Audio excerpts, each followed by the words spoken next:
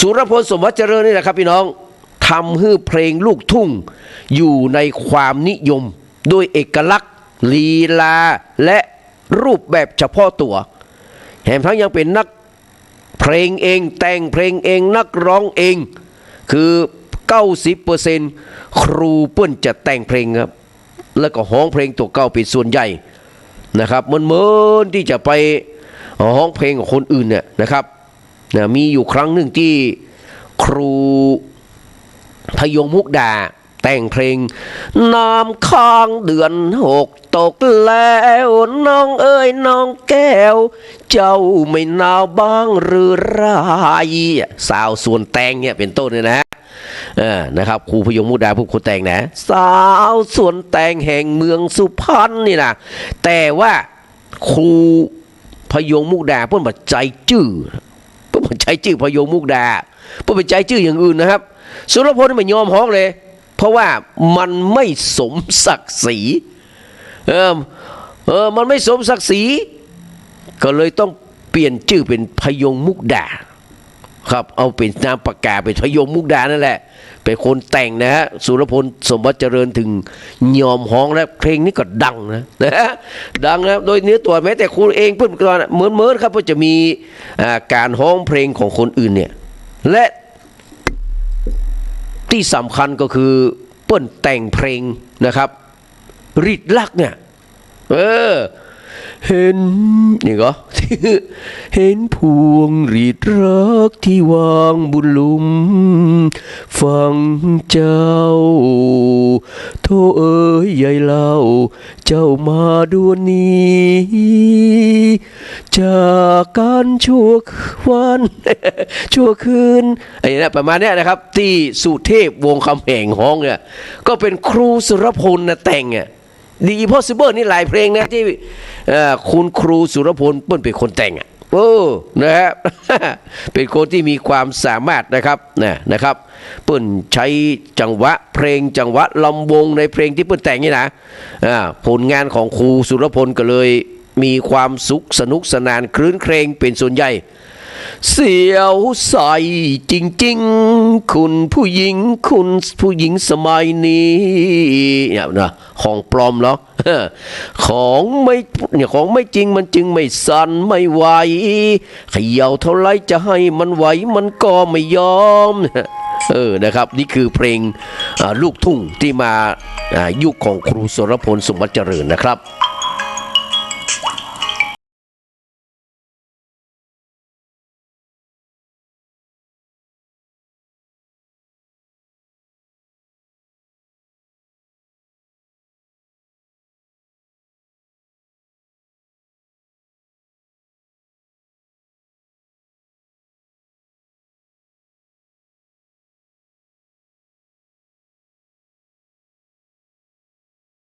พิสมัยบอกว่าถ่ายทอดเรียบร้อยนะจากนี้ไปถึง4 โมงนะครับกราบนมัสการขอบพระคุณท่านพระครูสมุวิสุวัตรวรกิจโจนะครับครับนั้นยุคทองของลูกทุ่งก็คือในยุคของครูสุรพลสมบัติเจริญเหมือนกับที่พุ่มพวงดวงจันทร์ปลูกลูกทุ่งที่กำลังซบเซาในช่วงนั้นนะครับคือมีชีวิตชีวาด้วยการบทประพันธ์2 แง่ 3 แง่ของครูวิเชียรคำเจริญนะกระซิบกระแซกก็มาสินะครับแฟนจ๋าไม่ต้องเป็นห่วงถ้ารักพุ่มพวงแล้วจะสำบายนัดพบตีนแน่อำเภออย่างประมาณเนี้ยนะครับมันเป็นเพลงที่ลูกทุ่งเคยเนี่ยมาก่อนนะครับครูสุรพลก็เช่นเดียวกันในยุคแรกนะครับเปิ้นทำให้วงการเพลงลูกทุ่งนี่ตื่นตัวนั้นในยุคของสุรพลสมบัติเจริญอาจกล่าวได้ว่าเป็นช่วงเวลาที่เพลงลูกทุ่งได้พัฒนามาจนถึงจุดสุดยอดนะครับเป็นยุคทองของเพลงลูกทุ่งก็คือช่วงนั้นก็อยู่ในระหว่างปี 2506 จนถึงปี 2513 ก่อนที่เปิ้นจะเสียชีวิตเนี่ยนะครับเพราะเปิ้นเสียชีวิตในปี 2500 ประมาณ11เนาะนะครับเดือนสิงหานะ2511นะครับถ้า13นี่มิตรชัยบัญชาตายนะ ในช่วงนี้ครับสุรพลสมบัติเจริญได้ออกผลงานเพลงลูกทุ่งนะครับ เป็นจำนวนมากมายเป็นนักแต่งเพลงรุ่นนะครับนะครับนักแต่งเพลงรุ่นนี้เนี่ยสืบทอดการแต่งเพลงมาจากเพลงในยุคต้นมาว่าจะเป็นพีระตรีบุภาซึ่งเป็นศิษย์ของสมยศทัศนพันธ์นะครับส่วนศิษย์ของวงดนตรีจุฬารัตน์ก็ได้แต่พรพิรมหรือว่าบุญสมอยุธยานะครับแล้วก็สุชาติเทียนทองหรือว่าปอเทียนสุวรรณนะครับชายเมืองสิงห์สมเสียนพานทองนะครับนักแต่งเพลงที่สำคัญท่านอื่นก็บอกว่าจะเป็นนะครับสมส่วนพรมสว่างนะฮะเพลินพรมแดนนะศิลปินแห่งชาติตายไปแล้วนะจิ๋วพิจิตรอันนี้ไม่ได้เป็นนะครับตายไปแล้วเช่นเดียวกันนะครับสำเนียงม่วงทองก็ตายไปแล้วฉลองกาลเกตฉลองวุฒิวัยวุฒินะครับฉลองวัยวุฒิก็มีนะฉลองกาลเกตมีนักนะฮะฉลองกาลเกตนี่รักเธอเท่าฟ้าฉลองวัยวุฒินี่นะครับใจนางเหมือนทางรถใจนางเหมือนดังทางรถนี่นี่คือฉลองวุฒิชัยเนาะนะครับฉลองกาลเกตนี่เป็นเพลงรักเธอเท่าฟ้าแล้วก็ชาญชัยบัวบางสอนนะครับนี่เป็นศิลปินแห่งชาติมาจนถึงสมเสียนพานทองเป็นต้นนะครับดังนั้นก็เป็นลูกทุ่งยุคทองนะครับของครูสมบัติสุรพลสมบัติเจริญนะครับและก็สมัยนั้นก็เปิ้ลโดนยิงในเมื่อปี 2511 เนาะนะครับในยุคที่กำลังเกรียงไกรอย่างยิ่งนะครับจึงได้ตั้งชื่อว่าเป็นราชาเพลงลูกทุ่งนะครับที่นอกจากสายันสัญญาแล้วนะครับบ่มีคนอื่นที่จะไปเทียบบารมีของครูสุรพลสมบัติเจริญได้นะครับกู้แข่งในสมัยนั้นก็ต้องบอกว่านะครับเป็นดาวรุ่งพุ่งแรงเนาะครูไวยพจน์เพชรสุพรรณเนี่ยนะครับดึงขึ้นมาเนาะนะครับพรพิรมกาชัยเมืองสิงห์กามาจนถึงรุ่นลูกรุ่นหลานนะฮะยังสอนคีรีศรีประจวบนะครับที่จริงสอนคีรีศรีประจวบนี่มีอายุใกล้เคียงกับครูสุรพลเนี่ยนะเพียงแต่ว่าบารมีมันต่างกันนะคนเฮาเนาะมาจนถึงรุ่นลูกศิษย์ลูกหานะครับไพวันลูกเพชรพ่องศรีวรนุชสุชาติเทียนทองและไผ่ตะไลแถมหลายคนเนาะนะครับมาถึงยุคบุพผาสายชนนี่นะอันนี้คือเพลงลูกทุ่งพี่น้องนะครับเพลงลูกทุ่งนะครับมาถึงยุคของการแข่งขันนะครับมาถึงยุคของจากสุรพลแล้วนะครับก็จะมีตัวมาหลายคนหลายท่านหมดยุคนี้แล้วก็ใครว่าเป็นยุคนะครับของระพินภูไทยนี่แหละนะชาตรีศรีชนระพินภูไทยนะครับก่อนจะเกิดสายันสัญญานั้นมันเป็นยุคของจิรพันธ์วีรพงศ์นะครับไก่นาตาฟางโหกำนันเนี่ยนะครับเป็นยุคของจิรพันธ์วีรพงศ์นะครับมาณศิลปะดนตรีเนี่ยนะครับแล้วก็หมดยุคจิรพันธ์วีรพงศ์เนี่ยครับถึงจะเป็นยุคของพี่เป้าสายันสัญญาที่ครองความเป็นหนึ่งมา17 ปีเต็มโดยที่มันมีใครมาเบียดมาแทรกมาแยกนะครับมีแต่คนที่คุยนะมีแต่คนที่คุยจะมาล้มนะครับว่าจะมาล้มพี่เป้าสายันสัญญานะครับซึ่งมันก็ใกล้เคียงนะบอกว่าจะเกิดยุคในของแสงสุรีรุ่งโรจน์เนี่ยแสงสุรีรุ่งโรจน์ที่กำลังมาดังเพลงสาวเสื้อลายหิ้วกระเป๋านะครับหลายๆเพลงนะเนาะหลายๆเพลงนะครับตอนนั้นดังระเบิดเถิดเทิงแต่ว่าเพื่อนมาได้นับกันว่าอยู่ปี2 ปีจะแซงพี่เป้าที่ใจนะครับมันยืนระยะการยืนระยะและคนที่สนับสนุนสายันสัญญาบอกได้เปิ้งภัยหายใจนะพี่น้องสายันสัญญานี่ยืนยัดด้วยลำแข้งของตัวเก่าด้วยความทรนงอาจเช่นเดียวกับสุรพลสมบัติเจริญเนี่ยเพื่อนมาได้ไปเปิ้งภัยนักวงดนตรีของตัวเก่านะครับคุณครูจึงมีคนกันโลดที่จะมาแต่งเพลงฮื้อนะครับแต่อย่างแสงสุรีกาคนอื่นการนี้ต้องเปิ้งคนอื่นน่ะถ้ามันมีคนอื่นตัวเก่ากว่าเนี้ยมาได้แต่สายันสัญญาที่อยู่เมืองได้เนื่องจากว่าเปิ้นลงทุนเองทำเองอย่างยอดรักสลักใจกันมั้งเนี่ยเปิ้นอยู่เมืองได้มาเพราะว่าเปิ้นส่วนมากเปิ้นใจทุนตัวเก่าเป็นหลักนะครับล้มลุกคลุกคลานก็หลายเตื้อนะแต่ว่าชื่อเสียงเนี่ยนะครับมันอยู่เมินมันอยู่เมินแต่อย่างแสงสุรีเขาที่พูดมาแบบวุบวับ วูบวับคำเดียวอะสุริยันอย่างก็สุริยันส่องแสงนะครับกู้เคยของชลธีทานทองเนี่ยนะครับก็บอกว่าจะมาดับสายันเหมือนกันนะเลยตั้งชื่อว่าสุริยันส่องแสงสายันสัญญาสายันนี่มันพูดละตอนค่ำแล้วสายันนี่ตอนค่ำแล้วนะครับชลธีเลยตั้งชื่อนะครับกู้เคยตัวเก่าเนี่ยเป็นสุริยันส่องแสงนะก็คือล้อครับสายันสัญญานะครับแต่นะครับวาสนาคนเขาเนี่ยมันแข่งกันมาได้พี่น้องนะฮะสุรชัยสมบัติเจริญก็เช่นเดียวกันครับนะมายุคหนึ่งนี้โอ้โหตุ๊กตาใจดำนะตุ๊กตาเจ้างามดังหงใครเห็นต้องงงลงเจ้าเนื้อทองไม่สางรูปสวยทั้งรวยเงินตราพี่จึงไม่กล้าเทียบนางเนี่ยนะโอ้ดังขนาดตอนนั้นนะครับฝนตกรถติดนะครับดังขนาดเลยนะครับก็คิดว่าจะมาแซงสายันสัญญาแต่แล้วก็อยู่บ่เมินเนื่องจากว่ามันไม่ได้ยืนด้วยลำแข้งของตัวเก่าอย่างสายันสัญญาพี่น้องสายันสัญญานี่จนห้องเพลงเนี่ยก็นะครับขอซ่าจนหยดสุดท้ายคนเฮาสมัยแต่ก่อนนี่มันเป็นระบบเจ้าขุนมูลนายมั้ยความคิดนะบัดนี้นะครับความคิดเป็นผู้น้อยนะต้องมาพี่นอบพี่เทาต่อผู้หลักผู้ใหญ่นะจะต้องเป็นอย่างอั้นนะแต่สายยันมาอย่างอั้นพี่น้องสายยันนะครับสดใสที่บอกว่าสายยันเนี่ยมันผ่านอย่างมันนักนะครับกว่าจะมาเป็นสายยันสัญญาได้นะล่อนเล่พระเนจรตั้งแต่โตยรถของแม่พองศรีวรุณไปตั้งแต่อายุ13-14เลยนะครับไปเป็นหางเครื่องไปไผ่เต้นงามเต้าได้เก้าสายยันเนี่ยนะเพราะว่าจะเป็นเทวดาในการเต้นในสมัยแต่ก่อนเนี่ยนะครับคนที่เต้นโดยงามที่สุดนะครับบอกว่าไม่ยิงเป้าใจเนี่ยการสายยันสัญญาหมดเพราะว่านะครับเต้นแบบโอ้โหไม่ยิงสู้มาได้บักเกิงนะครับบักเกิงพี่เป้าเลยสมัยนั้นนะครับเป็นหางเครื่องเนี่ยคือกับแม่พองศรีแล้วก็แฮมหลายๆวงพี่เป้าก็อยู่มาหลายวงนะ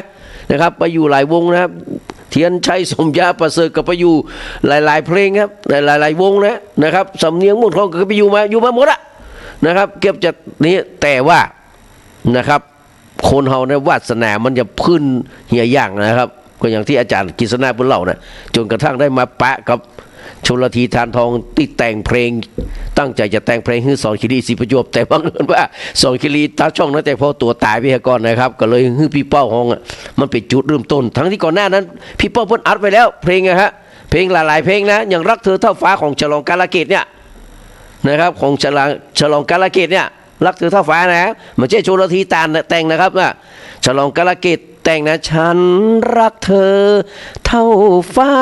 แดงนี้นะครับเปิ้นฉลองกาลเกตเป็นคนแต่งในเพลงนี้นะครับมาก่อนแม่มปารามาก่อนลูกสาวผู้การหลายปีแต่มันบดังนะ คนเฮาเนี่ยมันจะมากู้บารมีกันนะครับเนี่ยก็เลยทำให้สายสัญญายืนยัดด้วยลำแข้งตัวเก่าล้มลุกคุกคานจะโดนยิงก็หลายเตื้อโดนยับก็หลายเตื้อนะครับมันก็เลยมีเป็นตำนานไงนะครับเป็นตำนานนะครับนักร้องคนอื่นมานะเกียงไกรกรุงสยามใครก็ตามแต่เข้ามาจบปิกมาไปนึกขึ้นมาแล้วก็ไปนะครับมาแล้วก็ไปไม่อย่างที่สุรชัยผมว่าอย่างเหมือนกันนะฮะมาดังคิดว่าจะมาแตนพี่เป้าสายสยาแต่ยืนระยะได้บัดถึง5 ปีมันมาเหมือนกันคนเฮามันเหมือนกันครับพี่เป้านี่เปิ้นมาแบบมันต้องมีเส้นมีสายไม้คือเอาตัวเก่าสร้างมาด้วยตัวเก่านะครับมันก็เลยมีบางจังหวะในช่วงชีวิตของเปิ้นเนี่ยที่คนเฮาเนาะมันบ่เคยมีจากละอ่อนที่โดนปี่น้องโกงโดนอย่างไรสะพัดสะเพ็ดแม่นะครับเป็นเมียน้อยง่ายๆนะเป็นบ้านน้อยนะครับของข้าราชการนะครับที่อยู่ในวังเหมือนกันนะสายันสัญญานี่ถ้าป้อว่าตายนี่สายันสัญญาอาจจะไม่ได้ร้องเพลงก็ได้นะอาจจะไปอยู่ในหัวในวังนะครับไปเป็นคนฮับใจในหัวในวังเป็นคนมีเส้นมีสายก็ได้แต่เปิ้นไม่ได้ส่งนะครับฟ้าไม่ได้ส่งสายันมาเกิดขึ้นเป็นอย่างอั้นฟ้าส่งมาเกิดขึ้นเป็นจักรพรรดิลูกทุ่งมีอำนาจมี power ชลธีทานทองบอกว่าคนอื่นเนี่ยเสียงดีมีเปลือกเสียงดีกว่าสายัน มีปะเลอะขี้เต๋อแต่มันมามีอำนาจเสียงที่ออกไปเนี่ยมันมามีพลังมันมามี power และมันมามีอำนาจนะครับมันมีพรสวรรค์เหมือนกับสายันแม้แต่เอกชัยศรีวิชัยว่าบอกว่ามนุษย์ในโลกเนี่ยมันมีไผเนี้ยได้อย่างพี่เป้าสายันสัญญาแกว่านะครับนี่เอกชัยนะเอกชัยศรีวิชัยว่านะมันมีมนุษย์หน้าไหนทำได้เหมือนพี่เป้าว่าตึงด้านดีด้านลบด้านบวกด้านหารได้อย่างมีมดมันเลยครบสูตรนะครับเพราะนั้นนอกจากสุรพลสุวเจริญแล้วนะครับมันมีภัยจะมาเทียบบารมีของสายันสัญญาได้นะครับและยืนยัดมาจนถึงวันนี้นะครับแล้วก็จากนั้นมาเขาก็แยกเพลงลูกทุ่งลูกกรุงออกไปนะครับเป็นคนละอย่างกันนะลูกทุ่งก็พอลูกทุ่งลูกกรุงก็พอลูกกรุงนะครับแต่ถามว่าระหว่างเพลงนักร้องที่ร้องเพลงลูกกรุงกับนักร้องที่ร้องเพลงลูกทุ่งเนี่ยมันแบ่งชนชั้นวรรณะกันแบ่ง1,000,000%นะครับความเป็นอยู่ก็แบ่งกันด้วยมีเส้นนะครับขีดเอาไว้นักร้องลูกกรุงนี่จะมาร้องเพลงนี่เนี่ยนะครับต้องเอารถมาฮับครับมาฮับปนาน74เนี่ย ไปทำพิธีไปร้องเพลงแต่นักร้องลูกทุ่งอย่างไรครับต้องเดินสายคนเดียวต้องออกไปคนเดียวเพราะฉะนั้นนักร้องลูกกรุงเนี่ยอายุเลยยืนยาวการประสบอุบัติเหตุนี่น้อยกว่านักร้องลูกทุ่งเพราะว่าเพิ่นมาได้ละเฮ็ดละเหินไปไหนละนะครับอยู่แก่นะครับในกรุงอ่ะนั่นครูสมยศทัศนพันธ์เพิ่นเลยมาชอบใจเขาว่าลูกทุ่งสำหรับเปิ้นว่าความจริงแล้วครูเป็นนักร้องลูกกรุงแต่พวกมาแบ่งให้ครูเป็นเพลงลูกทุ่งทำให้ครูต้องพเนจรออกตะเวนไปทั่วคือไม่ชอบเปิ้นบอกว่าเปิ้นเป็นนักร้องลูกกรุงแม้แต่ทูลทองใจนะครับทูลทองใจนี่เป็นต้นฉบับเป็นไอดอลเป็นอย่างของธานินทร์อินทรเทพนะธานินทร์อินทรเทพนี่เป็นลูกศิษย์ของสุเทพวงศ์คำแหงก็จริงแต่เปิ้นเอาลีลาการร้องนะครับน้ำเสียงของนะครับครู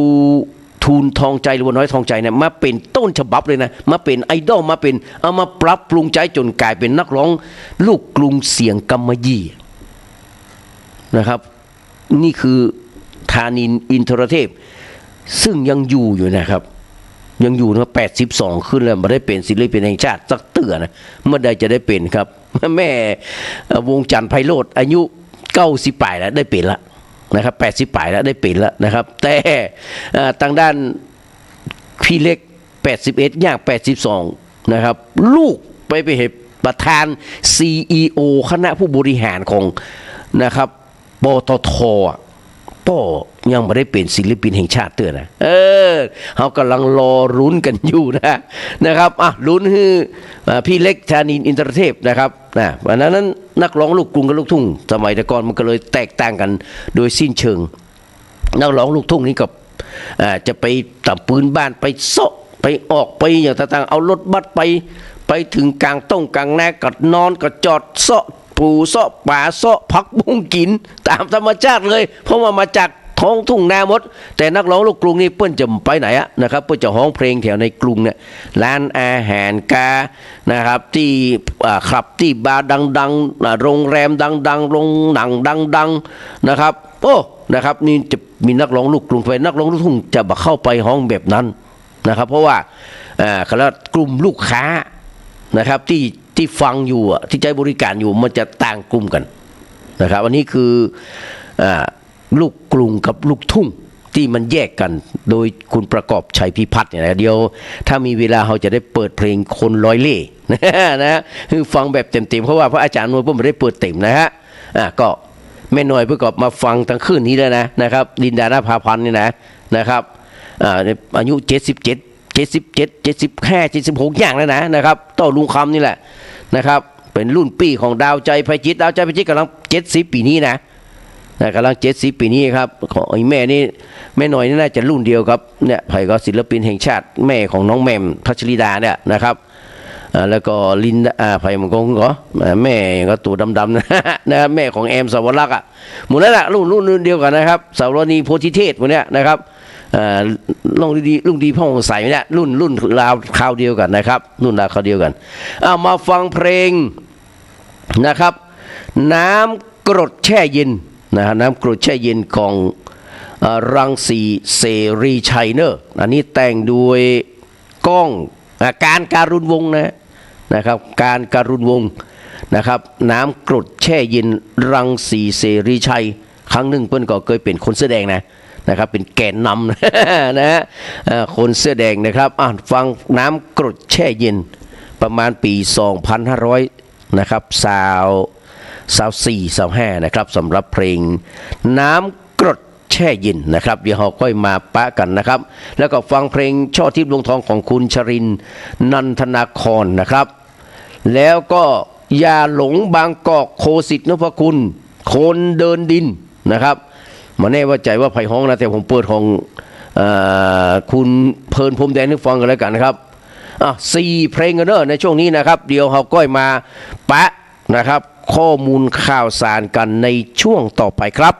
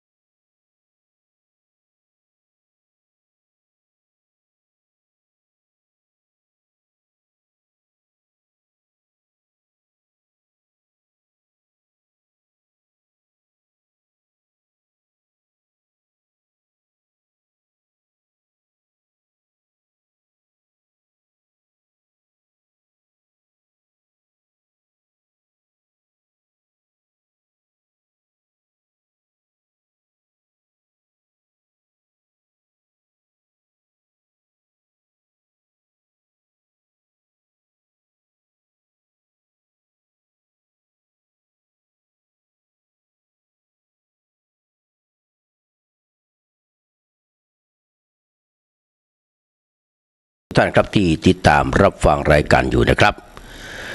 มีข้อมูลสถิติจากธนาคารแห่งประเทศไทยพี่น้องนะครับ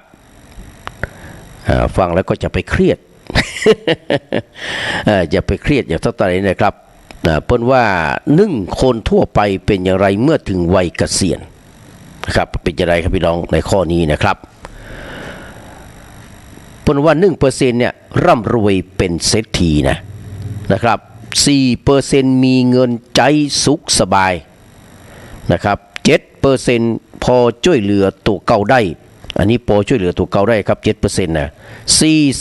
40% ต้องเปิ้งปาลูกหลานนะหรือว่าสถานสงเคราะห์นะครับแม่วันเพ็ญยังไม่ได้ไปนะพระบุญชูนะนี่เปิ้นมาได้นี่ก็เปิ้นไปเองนะเปิ้นอยากจะไปเองแต่ยังไม่ได้ไปเถอะนะครับแล้วก็ 48% ยังต้องดิ้นรนนะครับยังคงต้องดิ้นรนทำงานหนักแม้จะแก่แล้วโอ้พี่น้องสรุปแล้วเนี่ยมีสักเซตหรือว่ามีความสำเร็จแค่ 5% ล้มเหลว 95% ปัดตะนะครับแสดงว่ายังมีคนแก่ที่จะต้องเปิ้งปาอาศัยตัวเก่าจะต้องทำงานอยู่นะครับแม้จะแก่แล้วนะครับแม้จะแก่แล้ววันนี้ก็มีข่าวนักร้องรุ่นเดียวกับผมนะครับอายุ2109อายุ58 ปีสมหมายน้อยอย่างก็ทองเจริญนี่กะสมหมายน้อยนะครับสมหมายน้อยดวงเจริญนี่กะราชาเพลง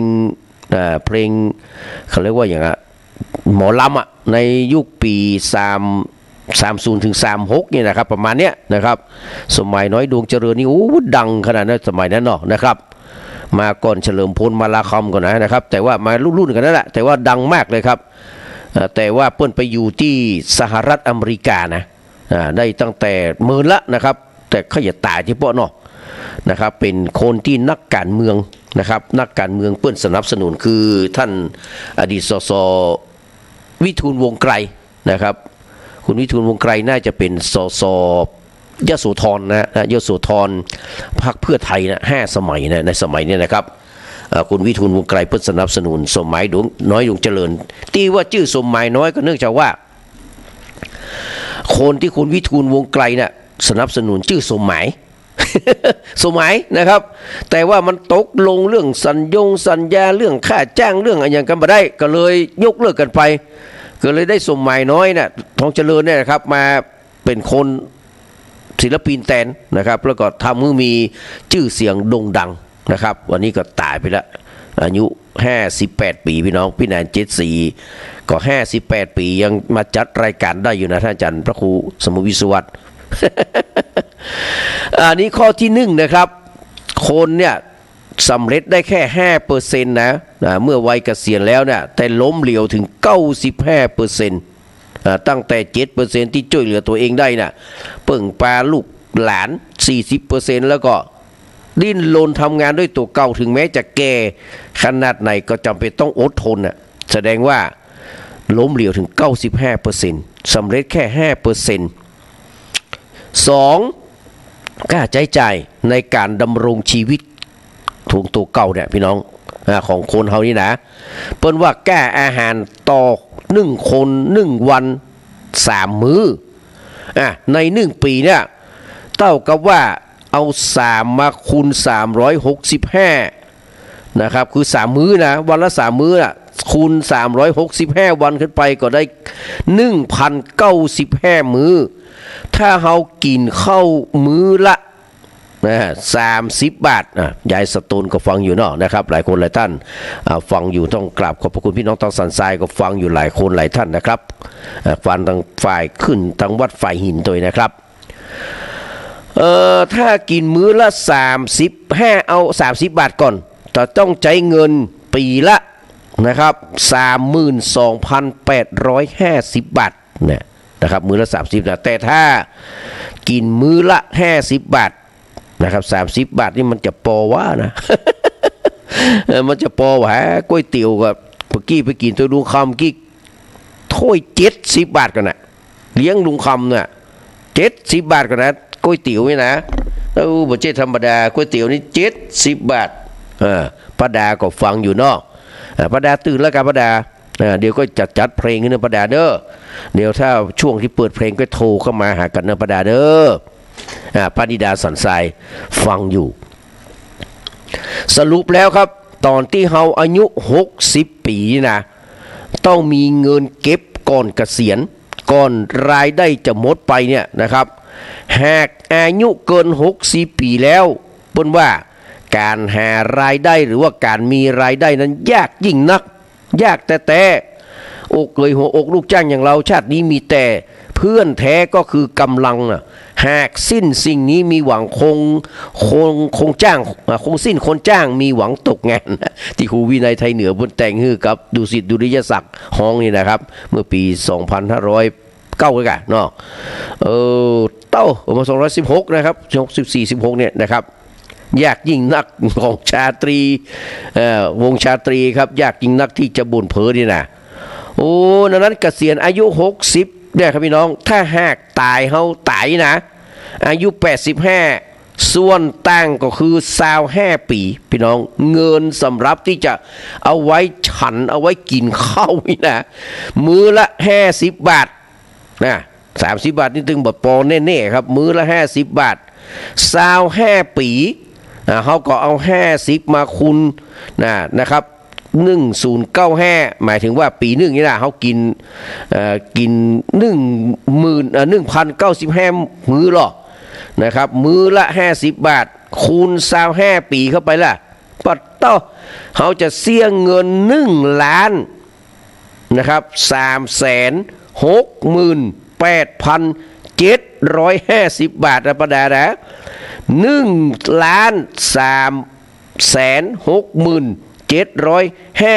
บาทอันนี้มันต้องไงสิครับกล้าเข้าเพียวๆนะกล้าอาหารการกินเนี่ยกล้าเข้าเนี่ยเพียวๆคิดเพียงแค่1 คนเต้าอันไม่ได้คือตึงมดตึงบ้านนะนี่คือกล้าอาหารพื้นฐานครับเขากินแบกกระดินข้างถนนติดดินเนี่ยนะดำรงชีพไปสบายๆเต้าอันนะครับว่าต้องมีมื้อพิเศษหัวละนะครับหมูกระทะ299 399นะจะได้ไปหวังนะครับและบ่มีการกินในแห้งในภัตตาคารหรือว่าในก็ตามแต่ครับบ่มีการฉลองวันเกิดใดๆทั้งสิ้นจนต้องหอดตายนะแถมทั้งยังบ่ได้กึดถึงว่าแก้อาหารแก้เงินเฟ้อนะครับที่มันจะทำให้กล้าใจใจในการกินอยู่แปลงขึ้นในวันข้างหน้าก็ยังไม่ได้ขึ้นด้วยนะครับนอกจากนี้เราจะต้องมีรายจ่ายถึง7 ข้อพี่น้องตลอด25 ปีตั้งแน่ที่เราจะเหลือจากการเกษียณนี่นะสมมติว่าตายไปจะตายเมื่ออายุ85 ปีนะโกธร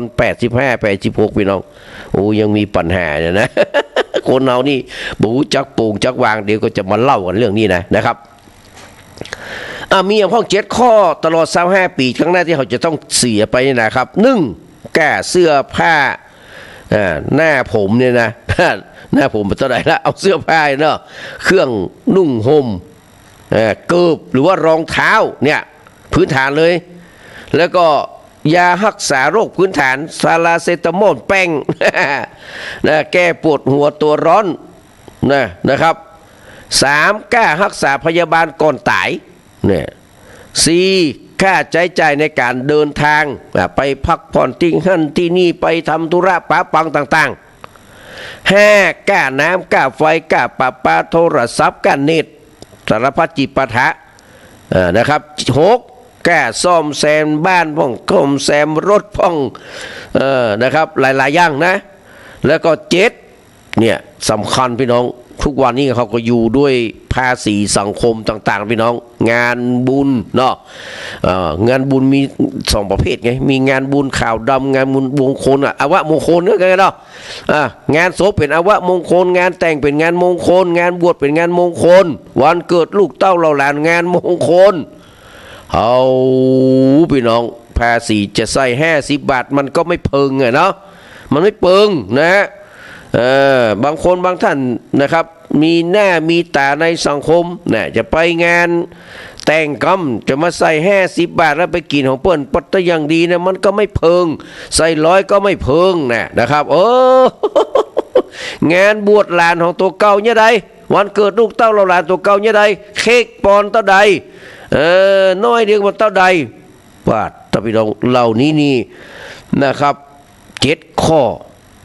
เนาะโดยเฉพาะภาษีสังคมนี่นะหลีกเลี่ยงยากขนาดถ้าแบบไปเข้าสังคมเลยวันหน้าวันตาตัวเก่ามีการมีงานบ้างเขาก็จะบ่มาเหมาะนะนั้นเฮาหูอย่างว่าพี่น้องนะครับเป็นจะได้บางคนจะต้องทำงานหนักเพื่อวันข้างหน้าเป็นจะได้จะต้องรีบทำงานหาเงินตั้งแต่วันนี้นะก็ลองมากดคำนวณของตัวเก่าดูพี่น้อง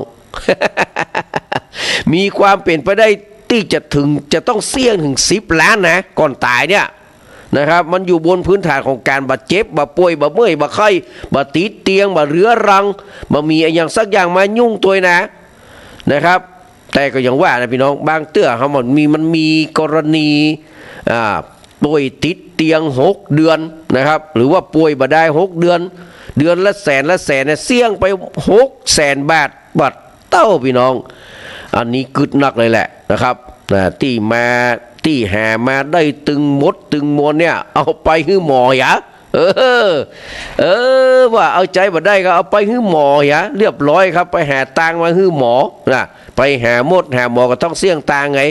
นะครับถึงแม้จะมีบัตร30 บาทเบ่งทุกที่ใช่ไหมรักษาทุกที่หรือว่าบัตร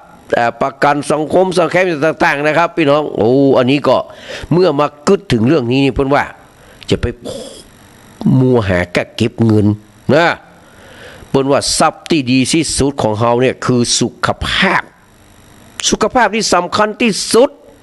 พี่น้องแจ็คแม่มันเคยอู้ไว้ว่าถ้าเอาเงินนะกับกล้วยนะกล้วยแกนหรือว่ากล้วยหวีนึงเอาเงินกองนึงบอกว่าเท่าใดนะครับเอาเงินปึกนึงอย่างนี้กันนะเอาไปวางต่อหน้าลิงนะครับลิงมันจะต้องเลือกกล้วยพี่น้องลิงมันจะต้องเลือกกล้วยเอาไว้ก่อนเพราะมันหันประโยชน์เฉพาะหน้าแต่ลิงมันบอกหูว่าความจริงแล้วเนี่ยเงินปึกนั่นนะไปซื้อกล้วย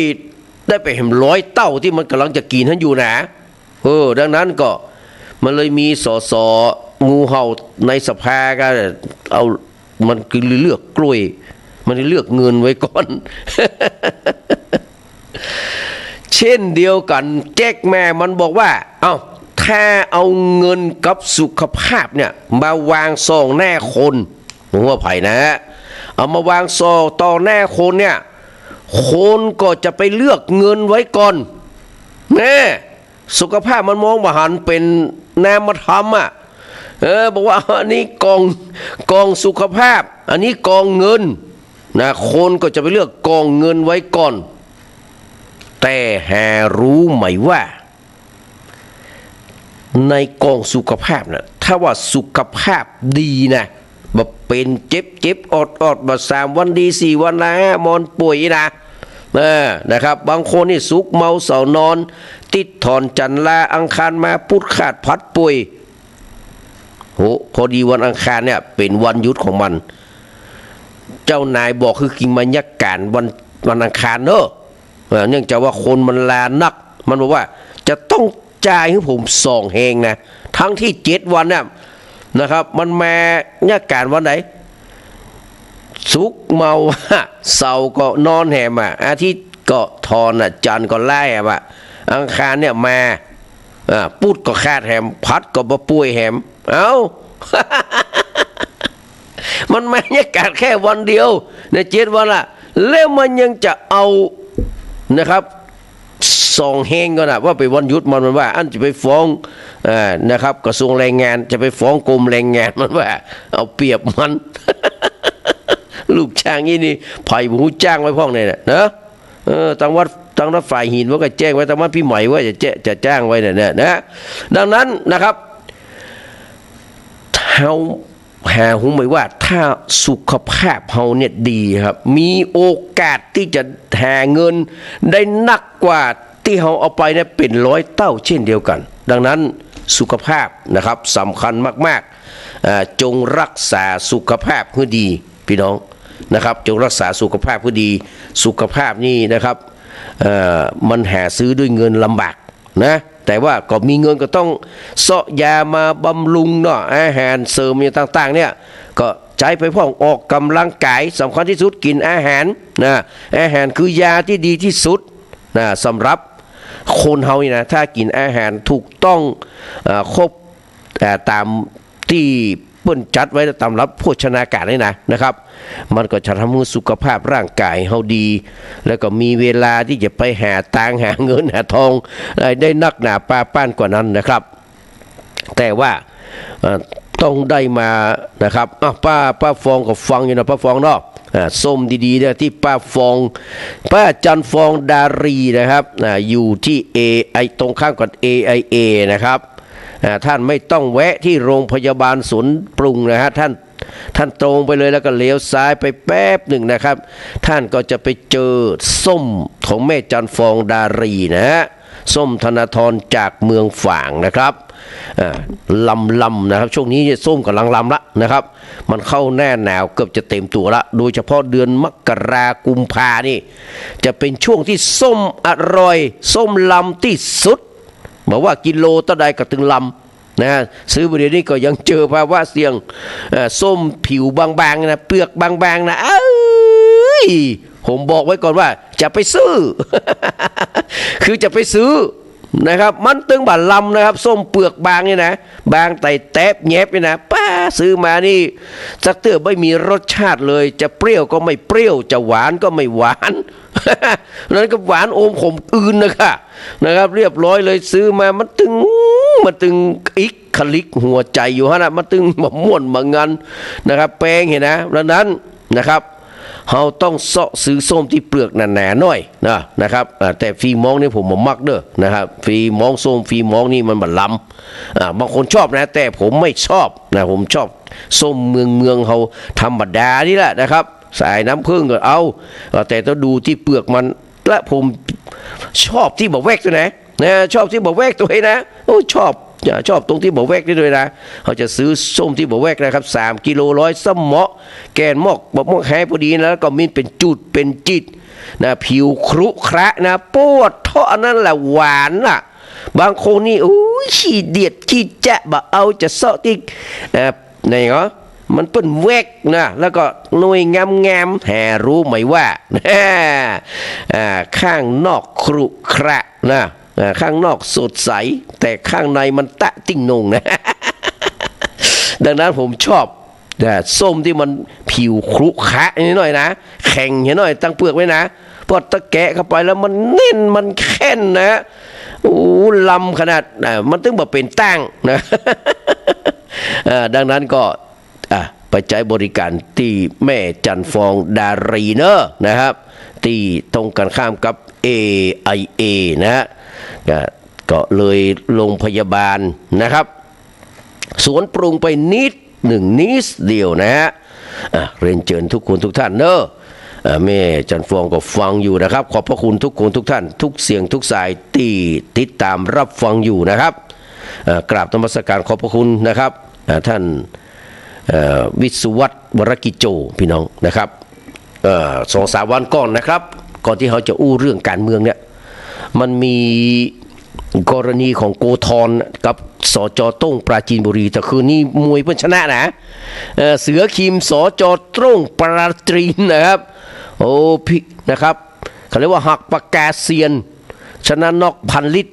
นะครับลูกเจ้าแม่สายวารีในการชกเป็นรองคู่เอกเงือมวยวันลุมพินีเมื่อตะคืนเนี่ยเป็นรายการใหญ่นะคู่เอกนี่ทางด้านสิทธิชัยสิทธิ์2พี่น้องวัย33 ปีนะครับตีครับชาโดสิงห์มาวินชาโดสิงห์มาวินมวยจังหวัดตากนะครับมวยชนเผ่าเนี่ยมวยจังหวัดตากนี่นะครับเขาก็เชียร์น้อยเพราะว่ามันใกล้เคียงกับบ้านเฮาเนี่ยนะอู้เมืองก็ได้นะ แต่ว่าคู่นี้ชกกันดุเดือดสิทธิชัยก็ตีดีอายุ33 ปีแล้วยังตีดีนะแต่ว่าโดนนับ ความแม่นยำความหนุ่มแน่นเป็นรองทางด้านชาโดก็เลยการคะแนนไปนะหลังจากจบการแข่งขันทุกคนก็ชาโดก็ลงไปกราบนะกราบนะสิทธิชัยในฐานะที่เป็นมวยรุ่นพี่หลายปีดีดักนะเรามาดูคู่รองก่อนจะถึงคู่เอกเนี่ยคู่รองนะครับคือเขาเรียกว่าทางด้านเสือคิมนะสจแต่ก่อนสทสิทธิ์สทแต๋วนะมวยจังหวัดตราดจังหวัดอย่างพวกนั้นนะพวกนั้นนะครับ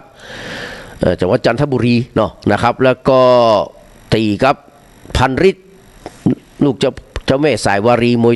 ยทางใต้นะครับ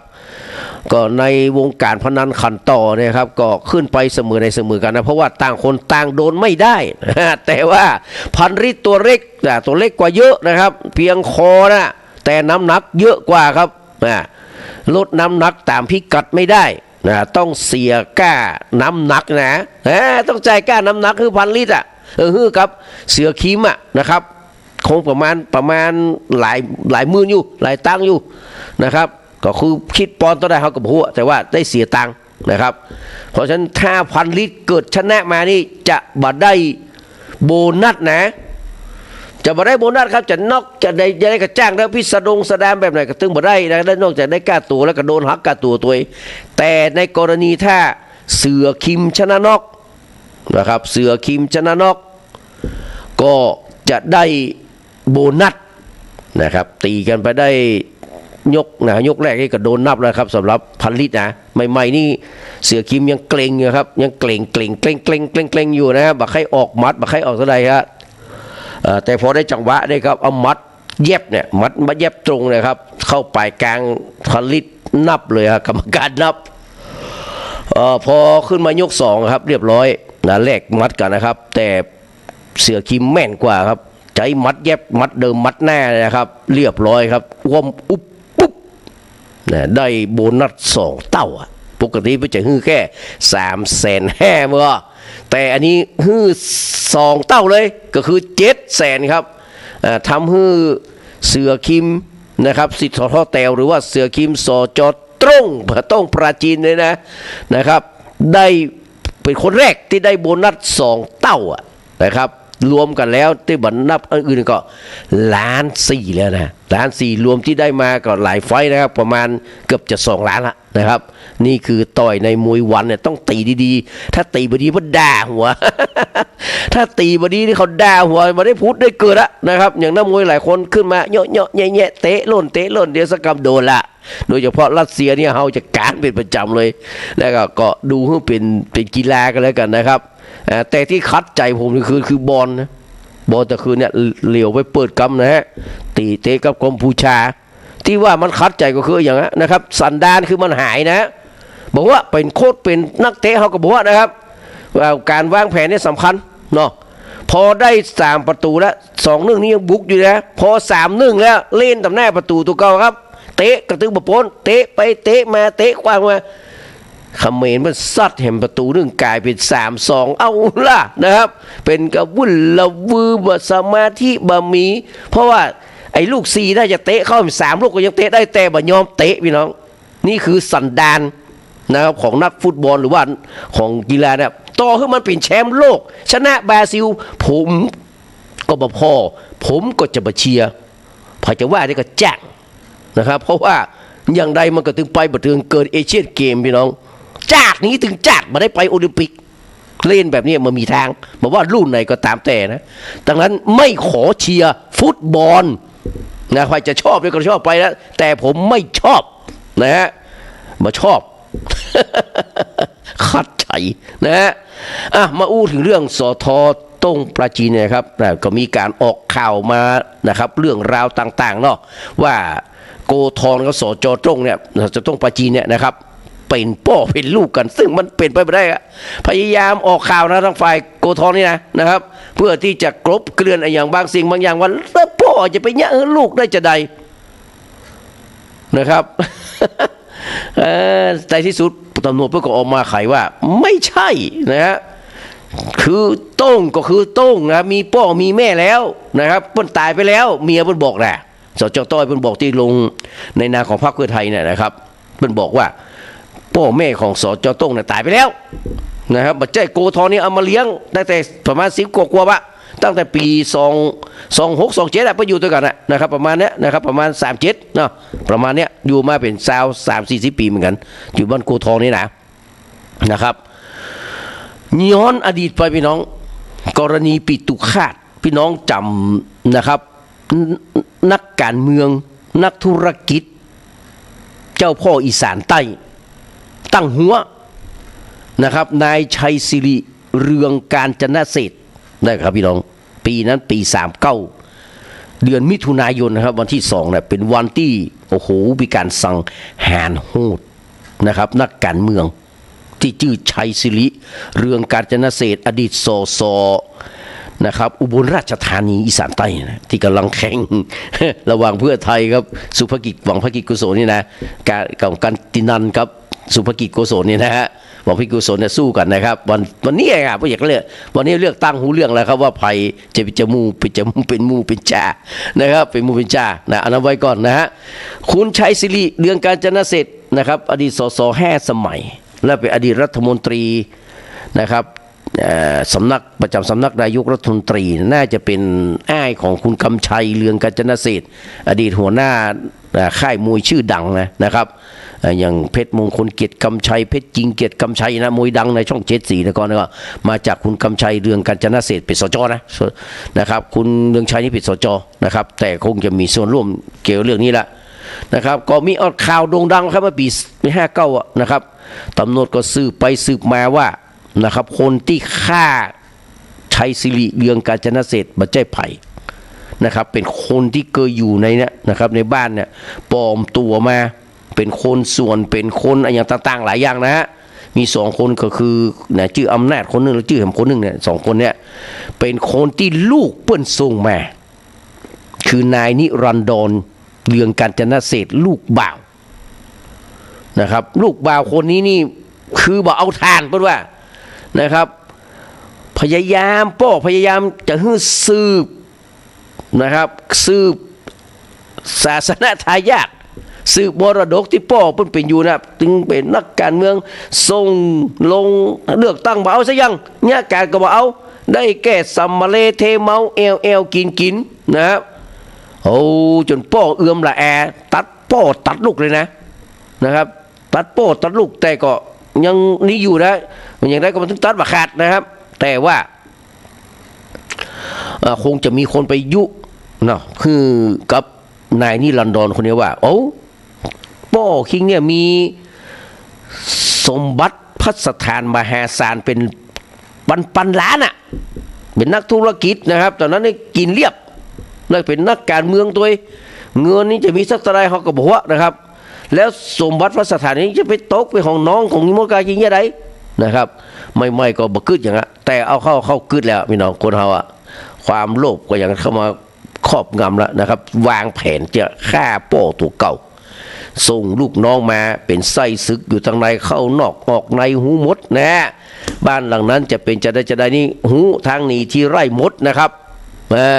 วางแผนมีกัน2 คนนะลูกน้องสนิทนะครับจนในที่สุดก็สามารถนะครับฆ่านะครับป้อตัวเก่าด้วยใจคนอื่นมาฆ่าได้นะครับแต่ว่าไอ้คนที่ฆ่านั้นหนีบ่พ้นโดนองครักษ์ซึ่งเป็นตำรวจทหารนี่นะครับเปิ้นจ้างมาเลยเพราะว่าคุณชัยศิริเรืองกาญจนเศรษฐ์นี่เปิ้นจะบ่ไว้ใจไปเลยเปิ้นหูครับแต่อยู่ตางนอกนี่บ่สามารถยิงเปิ้นได้เหมือนกับสจ.ต้งนี่แหละสจ.ต้งนี่อยู่ตางนอกนี่มันมีทางที่จะยิงเปิ้นได้เพราะว่าเปิ้นจะเตรียมพร้อมครับคนที่โตยเปิ้นไปเนี่ยนะครับมันจะมี10 คน20 คนมีเป็น100 คนนะครับระวังหมดละในสาธารณะที่ยิงมาได้เด็ดขาดเช่นเดียวกับนะครับชัยศิริเรืองกาญจนเศรษฐ์เพื่อจะมานอนที่เก่าเลยครับเมียเพื่อนนอนอยู่นั่นแต่ว่าเพื่อจะย้ายไปนอนกับลูกสาวพ่อกาเพื่อจะย้ายไปนอนบ้านนั้นบ้านนี้นะครับน่ะเพื่อจะมานอนซ้ำที่เลยแต่ไอ้คนนั้นมันหูความเคลื่อนไหวหมดนะครับมันก็เลยไปห้องขึ้นไปห้องเก็บของวันน่ะที่ชัยศิริจะไปนอนนะครับจัดการเรียบร้อยแต่นีบัตรตันเนาะในบัตรตันโดนยิงบาดเจ็บนะเพื่อนก็อายัดตัวไว้ในที่สุดต้องสารภาพนะครับว่าคนที่จ้างวานก็คือลูกบ่าวของชัยศิริเรืองกาญจนเศรษฐ์พี่น้อง พอตำรวจเปิ้นหูแล้วเปิ้นก็ไล่ยับได้คนหนึงเพิ่นเข้ามอบตัวนะลูกน้องคนเข้ามอบตัวแต่ทางด้านนะครับนิรันดรเนี่ยซึ่งเป็นลูกบ่าวเนี่ยอัตวินิบาตพรีชีพตัวเข้าเพื่อตัดปัญหาตายนี่พี่น้องนะครับมันมีเพราะความโลภเนาะครูทอนี่ตั้งแต่86 ปีพี่น้องมันไม่มีใครเชื่อครับว่าคุณจะมามีส่วนเกี่ยวข้องสักอย่างนะมันเป็นไปได้ครับปืนก็ปืนคุณบ้านก็บ้านคุณนะครับสจต้งนี่หูครับว่าถึงแม้จะทะเลาะเบาแวงอย่างไรมันก็บ่ถึงขั้นที่จะต้องมาฆ่ามาแกล้งกันนะครับแต่ด้วยความโลภของเขานะครับมีการโต้กันเทียงพอสมควรคนเปิดคลิปมาดูโอ้นะครับสุดท้ายแล้วสจต้งปราจีนต้องจบชีวิตด้วยนะครับฝีมือของคนที่ตัวเก่านับถือว่าเป็นพ่อเช่นเดียวกับคุณใจสิริเรืองกาญจนเศรษฐ์นะครับต้องตายด้วยน้ำมือด้วยของลูกตัวเก่า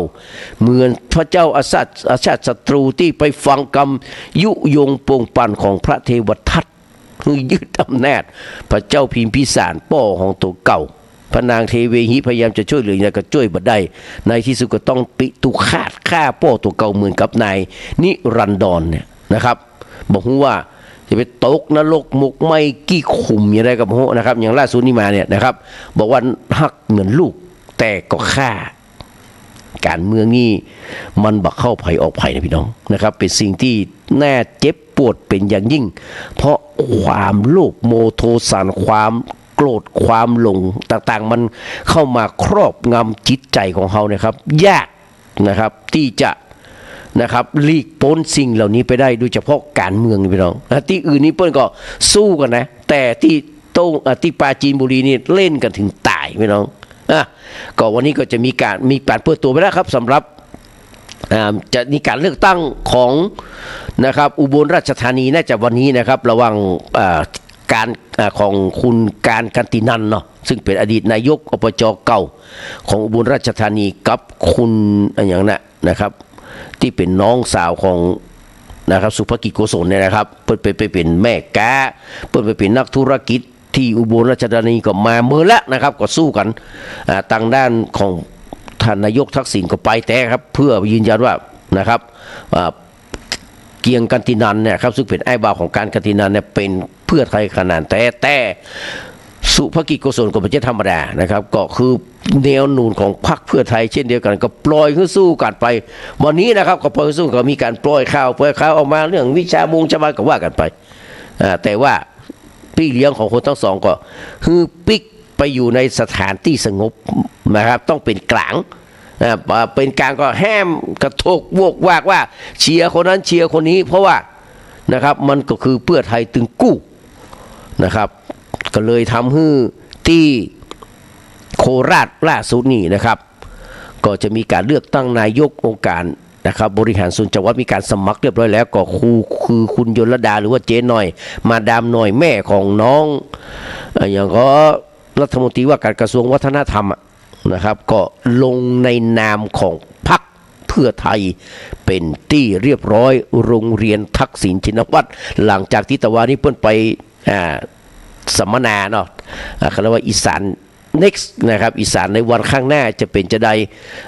จะรวบรวมศักยภาพอย่างต่างๆออกมาอย่างก็ตามแต่นะครับอันนี้เป็นเรื่องของการเมืองซึ่งมีผลประโยชน์เข้ามานะครับถึงขั้นเลือดตกยางออกเอาชีวิตกันเนี่ยครับซึ่งมันเป็นสิ่งที่บ่สร้างสรรค์นะครับแล้วก็บ้านเมืองเขาก็จะต้องเป็นยี่ห้อเมืองพอสมควรนะครับเอามาฟังเพลงที่พี่พิสมัยขอไว้เนอะนะครับของรพินภูไทยเนาะนะครับรพินภูไทยผมจัดเพลงคนจนเป็นไงนะครับแล้วก็คิดถึงพี่น้อยและหนุ่มสลัมพี่น้องหนุ่มสลัมสองพี่น้องแม่จ้องขอมาครับรักจนหลงเนาะผมบอกว่าจะลงจนหลงเนอะแล้วก็อย่าลืมตัวนะครับของพี่ป้อสายันสัญญาแถมเพลงไว้เพลงหนึ่งนะครับที่แต่งโดยนพนันท์ขนประภานี่แหละครับในชุดแด่คนชื่อเจี๊ยบนี่นะเบื่อการรอคอยนะของพี่ป้อสายันเตช่วงต่อไปเนอะนะครับฟังของพี่พิสมัยครับมอบให้กับพี่พิสมัยและทีมงานธรรมะคลายเครียด นะครับช่องนี่ก็คลื่น104.50 เมกะเฮิรตซ์นะครับแล้วพี่น้องที่ฟังอยู่ทาง92.50 เมกะเฮิรตซ์นะครับเดี๋ยวปิกมาครับเราจะมาประกาศข่าวการกุศลกันเป็นลำดับต่อไปนะครับวันนี้ก็ผมเป็นเจ้าภาพ ภัตตาหารภัตตาหารนะครับถวายท่านพระคุณเจ้าทั้ง3รูป4รูปนะครับเพื่อที่จะเขาเรียกว่าเอาอุทิศถวายนะครับแด่หลวงพ่อพระครูสุเทพสิทธิคุณหลวงพ่อพันเทพฐานิสโลหรือว่าพ่อพันเทวาวันพรุ่งนี้เป็นวันเกิดของเพื่อนนะครับแต่ว่ามีคนอันนี้เวลาเขาก็เลยเอาวันที่21และก็23น้อมบุญที่บุญกุศลถวายแด่หลวงพ่อพระครูสุเทพสิทธิคุณจิตตะดวงวิญญาณของตุลุงนะฮะที่เคารพอย่างยิ่งนะอยู่ที่ไหนก็ตามแต่ขอได้มาปัตตาอนุโมทนารับทราบอนุโมทนาในกุศลและเจตนาครั้งนี้ครับความกตัญญูกตเวทีนะครับเป็นเครื่องหมายของคนดีทำไปเถอะครับนะครับบ่มีวันตกหล่นสูญหายนะครับเอาตัวผมเนี่ยเป็นตัวอย่างนะครับผมบ่มีซึ่งเป็นคนที่บ่มีต้นทุนบ่มีสักอย่างนะครับพ่อแม่นี่แสนทุกข์ยากลำบากแต่ผมจะไปอู้เรื่องมูนั้นนะแต่ว่าบอกไว้ว่านะครับผมนะครับบ่เคยตกยากไปกว่านั้นในชีวิตเคยเจอวิกฤตก็เคยเจอมาหลายเตื้อหลายครั้งหลายหนเช่นเดียวกันครับบางครั้งนี่แสนสาหัสก็มีซึ่งเขาบอกคือไผ่นะฮะแต่ต้องบอกว่ามันเจอมาแล้วนะครับแต่ก็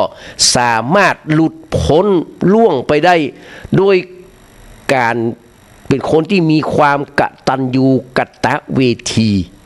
นะครับหูคุณบ่ได้นะมันจะต้องตอบแทนบุญคุณตัวนะครับจะต้องตอบแทนบุญคุณนะครับมันมีอย่างก็ได้มา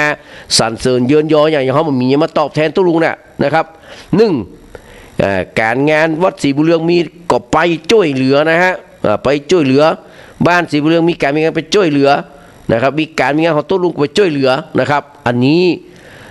ก็ถือว่าเขามีความกตัญญูกตเวทีนะครับได้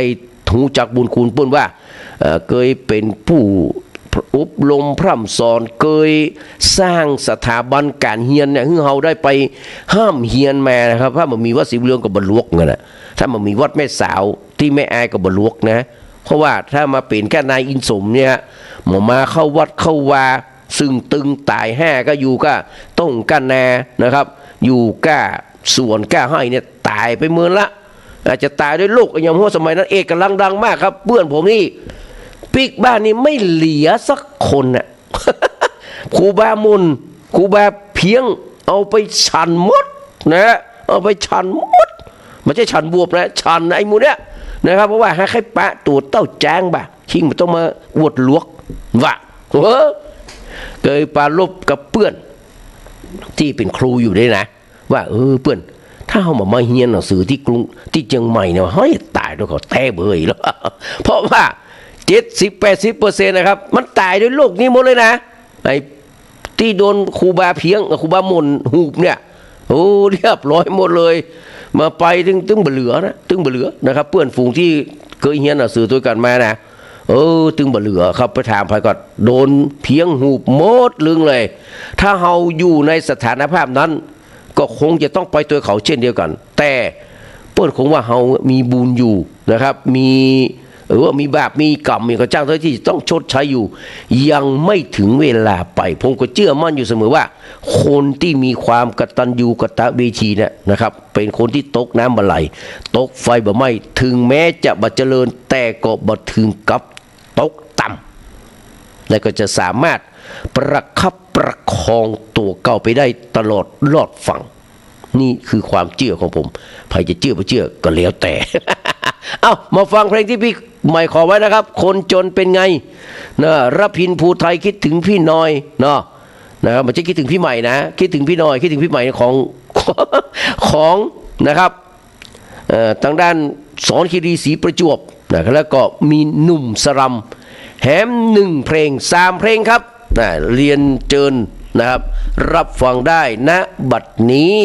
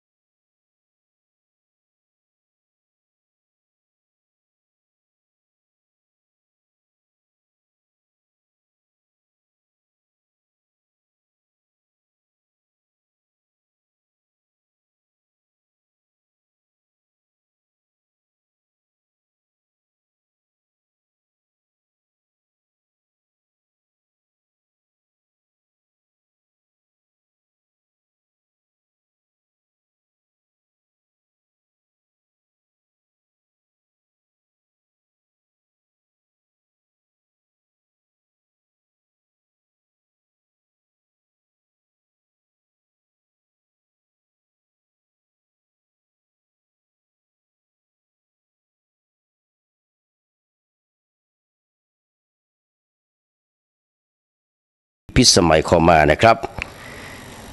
เป็นเพลงของคุณบุญมีเนาะ นะครับหรือว่าเขาเรียกว่าละพินภูไทยนะครับซึ่งเป็นนักร้องที่เขาเอาอย่างได้แต่บางคนจะเอา เอาเยี่ยงได้แต่บางคนจะเอาอย่างนะครับเป็นนักร้องที่โอ้โหเมื่อตะก่อนนี่นะครับซอยบุพผาสวรรค์นี่กันนะครับที่ซอยของนักร้องที่เพิ่นไปอยู่กันนะครับเอานะครับมีรถหลายกันนะครับมีเมียหลายคน แต่ว่าสุดท้ายแล้วครับบลือยังสักอย่างนะครับเพราะว่าการบหุจักนะครับการบหุจักนะครับที่จะประเมินเนาะนะครับประเมินศักยภาพของตัวเก่านะครับบหุจักศักยภาพของตัวเก่านะครับก็เลยใจชีวิตนะครับแบบประมาทนะสุดท้ายแล้วก็บ่เหลืออย่างสักอย่างแม้แต่ล่องที่จะใส่ตัวเก่าในเวลาตายนะครับก็บ่มีด้วยเช่นกันนะครับนี่ก็คือเขาเอาควรจะเอาเยี่ยงแต่บางคนจะเอาอย่าง นะฮะก็วันนี้ก็ยลดานะครับสวมเสื้อเพื่อไทยลงนายกนะครับอบจโคราชเป็นที่เรียบร้อยนะครับทักษิณโปรคือกำลังใจสวมเสื้อเพื่อไทยคือกับยลดาชงลงชิงนายกอบจนครราชสีมานะครับมาดูรายละเอียดกันนิดหน่อยนะครับที่โรงแรมเซ็นทรัลนะครับจังหวัดนครราชสีมานายทักษิณชินวัตรครับอดีตนายกรัฐมนตรีนะครับวงเล็บที่ดีที่สุดของประเทศไทยนะ เดินทางมาร่วมงานเปิดตัวนางยลดาหวังสุภกิจโกศลนะครับผู้สมัครนะหรือว่านายกหน่อยนะครับผู้สมัครนายกองค์การบริหารส่วนจังหวัดนะครับหรือว่าอบจนครราชสีมาในนามพรรคเพื่อไทยโดยมีนายสุริยะจึงรุ่งเรืองกิจนะครับรองนายกรัฐมนตรีและรัฐมนตรีว่าการกระทรวงคมนาคมในฐานะแกนนำเพื่อไทยแกนนำพรรคเพื่อไทยนะครับนางสาวสุดาวันหวังภกิจโกศลนะครับรัฐมนตรีว่าการกระทรวงวัฒนธรรมบุตรสาวนางยลดาร่วมตุยนะครับทั้งนี้นายสุริยะกล่าวว่าวันนี้คณะกรรมการบริหารลงมติว่าจะส่งนายกองค์การบริหารส่วนจังหวัดในนามพรรคเพื่อไทย6จังหวัดนะครับที่ผ่านมาผลงานของนางยลดาก็มีความชัดเจนช่วงในอยู่ที่อยู่ในตำแหน่งนะครับบริหารจังหวัดก็ช่วยสร้างความเจริญนะครับเพื่อพื้นที่เป็นอย่างมากรวมถึงสิ่งที่นางยลดาร่วมมือกับนายประเสริฐจันทรรวงทองรองนายกรัฐมนตรีและรัฐมนตรีว่าการกระทรวงดิจิทัลนะครับเพื่อเศรษฐกิจและสังคมทำให้การเลือกตั้งครั้งที่ผ่านมาในปี2566นั้นเขาได้สสในพื้นที่จำนวน12คนจาก16คนนะพี่น้อง เชื่อว่าท่านจะบริหารจัดการต่อไปในลักษณะนี้และการเลือกตั้งครั้งหน้าเขาอาจจะได้ครบถึง16เขตและเชื่อมั่นว่านางยลดาเป็นว่าที่นายกอบจอย่างแน่นอนไม่ใช่แค่ว่าที่ผู้สมัครอย่างเดียวเมื่อได้เป็นแล้วก็เชื่อว่าจากประสบการณ์ที่ทำมาและในส่วนที่ทางพรรคเพื่อไทยจะมาช่วยก็คงจะช่วยกันเต็มที่และให้กำลังใจกันเต็มที่นะครับทางด้านนางสาวยลดา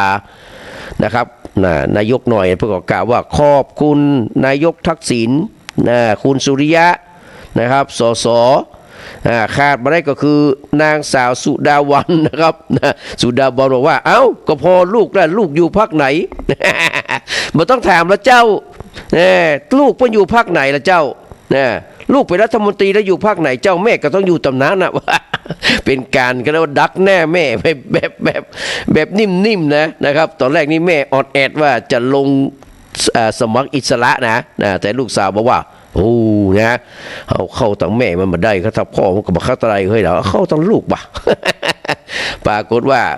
สุดาวันบอกว่าเอ้าแทนอย่างอี้ก็ถามว่าลูกอยู่ที่ไหน ลูกอยู่พรรคใดแม่ก็อยู่พรรคนั้นน่ะเรียบร้อยแล้วครับ ท่านนายกหน่อยบอกว่าดีใจที่หันโคราชเจริญทุกมิติอยากนำนโยบายมาพัฒนาชุมชนโคราชอย่างยั่งยืนขอบคุณพรรคเพื่อไทยและนางสาวแพรทองทานชินวัตรนายกรัฐมนตรีในฐานะหัวหน้าพรรคเพื่อไทยดีใจที่ได้เข้าสู่ครอบครัวพรรคเพื่อไทยเพราะลูกๆเข้าไปหมดแล้วฉะนั้นเราต้องช่วยกันพัฒนาโคราชทำอย่างไรที่เราจะสร้างคนสร้างเศรษฐกิจสร้างเมืองโคราชอย่างยั่งยืนครับนายทักษิณกล่าวว่าตัวเก่าเนี่ยมาให้กำลังใจนางยลดาซึ่งเป็นกำลังสำคัญของพรรคเพื่อไทยในจังหวัดนครราชสีมาบังเอิญตัวเก่าได้รับเชิญมาให้อู้ในมหาวิทยาลัยราชภัฏนครราชสีมาก็เลยถือโอกาสมาให้กำลังใจนะครับนายกหน่อยตัวที่ลงสมัครนายกอบจในวันพรุ่งนี้ตัวเก่ามั่นใจว่านะครับยลดาจะชนะการเลือกตั้งแห่งครั้งโอ้จะเล่นมันพูกเลยกันเนาะโอ้มันพูกกะโอ้ไม่เม่นบ่ะวันนี้มันเสาร์เราพูกนวดตึงอุบลด้วยกะเนาะที่สำคัญจะได้นำนโยบายของพรรคหรือสิ่งที่ตัวเก่าจะอู้ในวันนี้และต้องการบุคลากรประจำทุกจังหวัดเพื่อต้องการให้สิ่งที่อู้และฝันมันเป็นจริงได้วุยคิดว่านางยลดาเป็นคนทำงานเป็นคนที่มีผลงานมีประสบการณ์หากได้แนวทางที่ต่อจากที่อู้ในวันนี้คงจะทำให้การพัฒนาโคราชเป็นไปด้วยความเจริญก้าวหน้าโดยเฉพาะประชาชนซึ่งเป็นหัวใจสำคัญของทุกจังหวัดที่ต้องการพัฒนาอย่างรวดเร็วเพื่อตันโลกนะเพื่อตันโลกและมีรายได้พอเพียงในการดำรงชีพในโลกยุคใหม่ซึ่งมีค่าใช้จ่ายสูงขึ้นกว่าวันอย่างที่แม่บรรเพนบอกเลยแก หวังว่านางยลดาจะนำแนวทางมาช่วยเหลือประชาชนหากได้รับการเลือกตั้งและมั่นใจว่าโคราชจะปันใจฮื้อแหมสมัยหนึ่งก็ขอขอบคุณเจ้าโคราชล่วงหน้าหลังจากที่ท่านนายกทักษิณได้อู้ไปแล้วครับจากนั้นนายสุริยะก็ได้สวมเพื่อพรรคเพื่อไทยฮื้อกับนางยลดารวมถึงได้ถ่ายภาพร่วมกับนายกทักษิณและนางสาวสุดาวันต่อมานายกทักษิณได้ฮื้อสัมภาษณ์สื่อมวลชนว่าสนามเลือกตั้งนายกอบจราชสีมาน่าจะโอเคมันนักใจเลยสำหรับการเลือกตั้งเมื่อถามว่ามองว่าพื้นที่เลือกตั้งโคราชน่าจะเน้นนักไปตรงไหนนายกทักษิณบอกว่าโคราชจะต้องเน้นในเขตที่พรรคเพื่อไทยบะหมี่สสจะต้องไปเน้นตรงนั้นให้นักเมื่อถามว่าเลือกตั้งใหญ่รอบหน้าคิดว่าจะกวาดตึง16ที่นั่งหรือไม่นายทักษิณกล่าวว่าน่าจะได้17บวกปฏิริษีนี่ละตัวเองก่อนที่จะให้หัวแล้วก็เตวออกจากวงสัมภาษณ์ไปทันทีอันนี้ก็คือที่โคราชครับมันก็คงจะเป็นงานที่ง่ายขึ้นนะครับเนื่องจากว่าคุณสุวัสดิ์ลิปตาพันลบพรรคชาติพัฒนานะครับก็คงจะมารวมกันแน่นอนครับ1,000,000%นะครับโดยการประสานงานกันที่เราคือคุณสุวัสดิ์นี่มาเมื่อละนะครับแต่ว่ายังมาถึงหมดกันเตี้ยเพราะจะต้องรักษาสถานภาพพรรคไว้อยู่นะครับก็งวดหน้านี้ก็แม้แต่ตระกูลรัตนเศรษฐ์ที่นะครับบ่มีใจอยู่ในพรรคพลังประชารัฐแล้วนะครับก็คงจะต้องปิกบ้านเก่านะครับคือปิกเพื่อไทยนะครับเพราะว่าไปลงพลังประชารัฐนี่ก็เหมือนกับว่าก็คงบ่มีอนาคตละต้องบอกตรงๆนะครับคุณบิ๊กป้อมเนี่ยนะครับถึงแม้จะได้เป็นหัวหน้าพรรคอยู่มีคุณไพบูลย์นะครับคุณไพบูลย์นี่นะครับเป็นเลขาธิการพรรค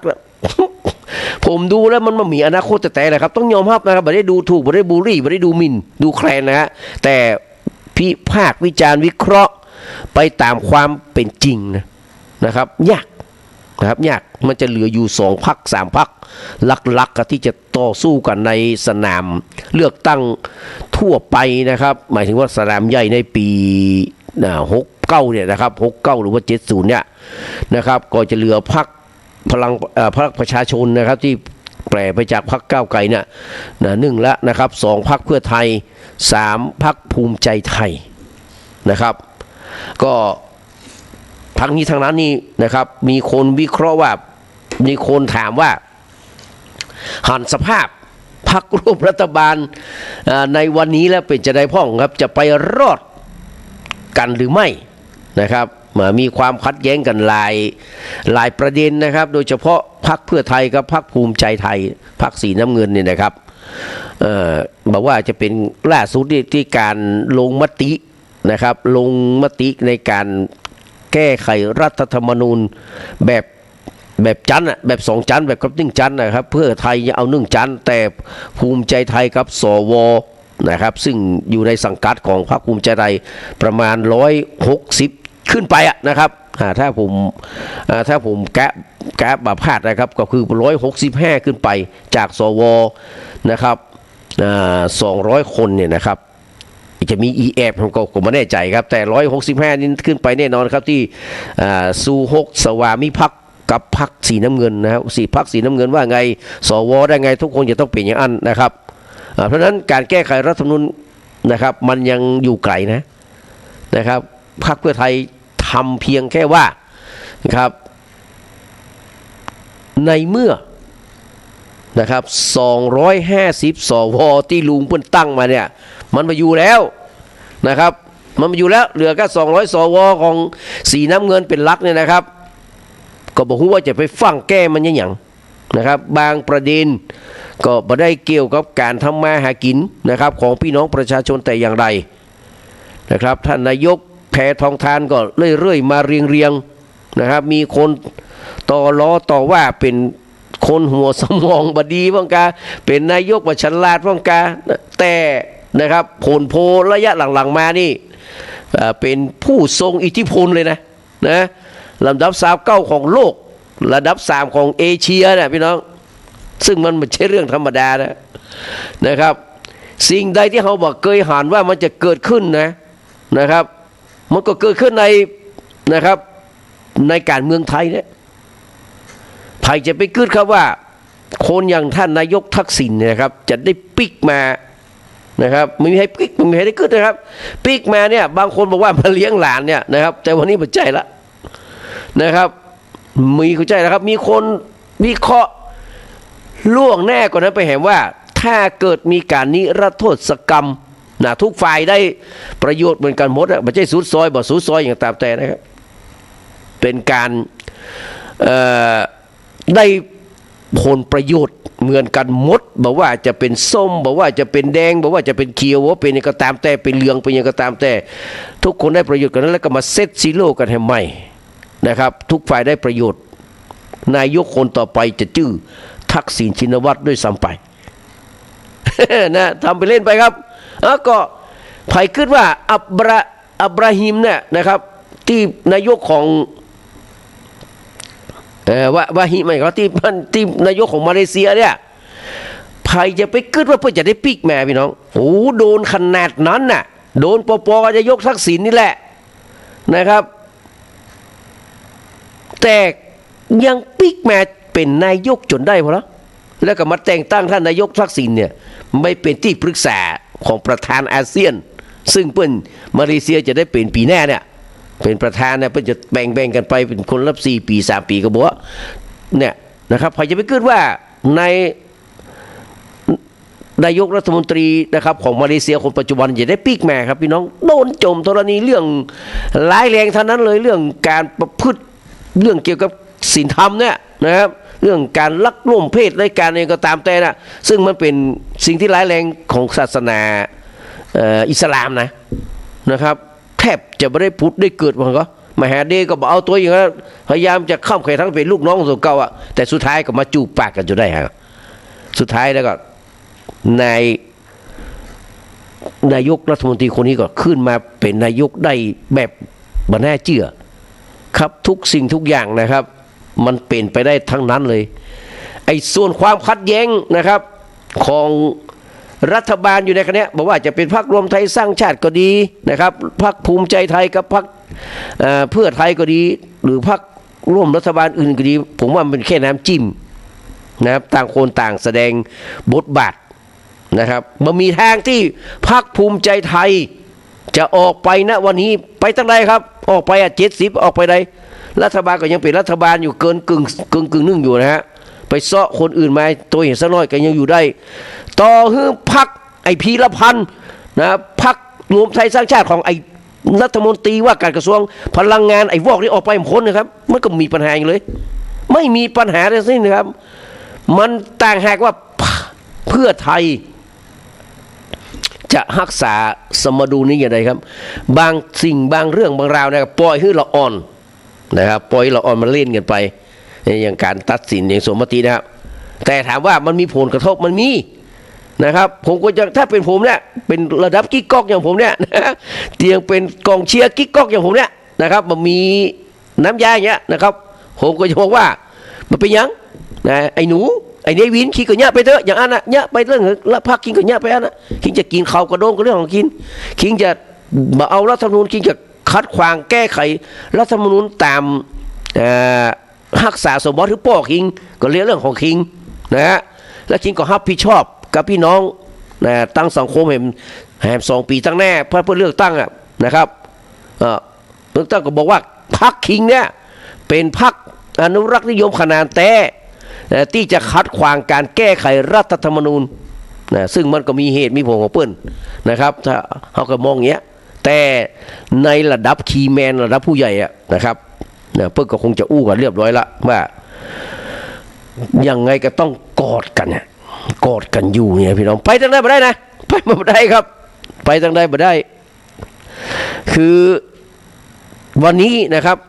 ทุกคนทุกพรรคยังจะต้องปึ้งพรรคเพื่อไทยนะจะต้องปึ้งพรรคเพื่อไทยครับ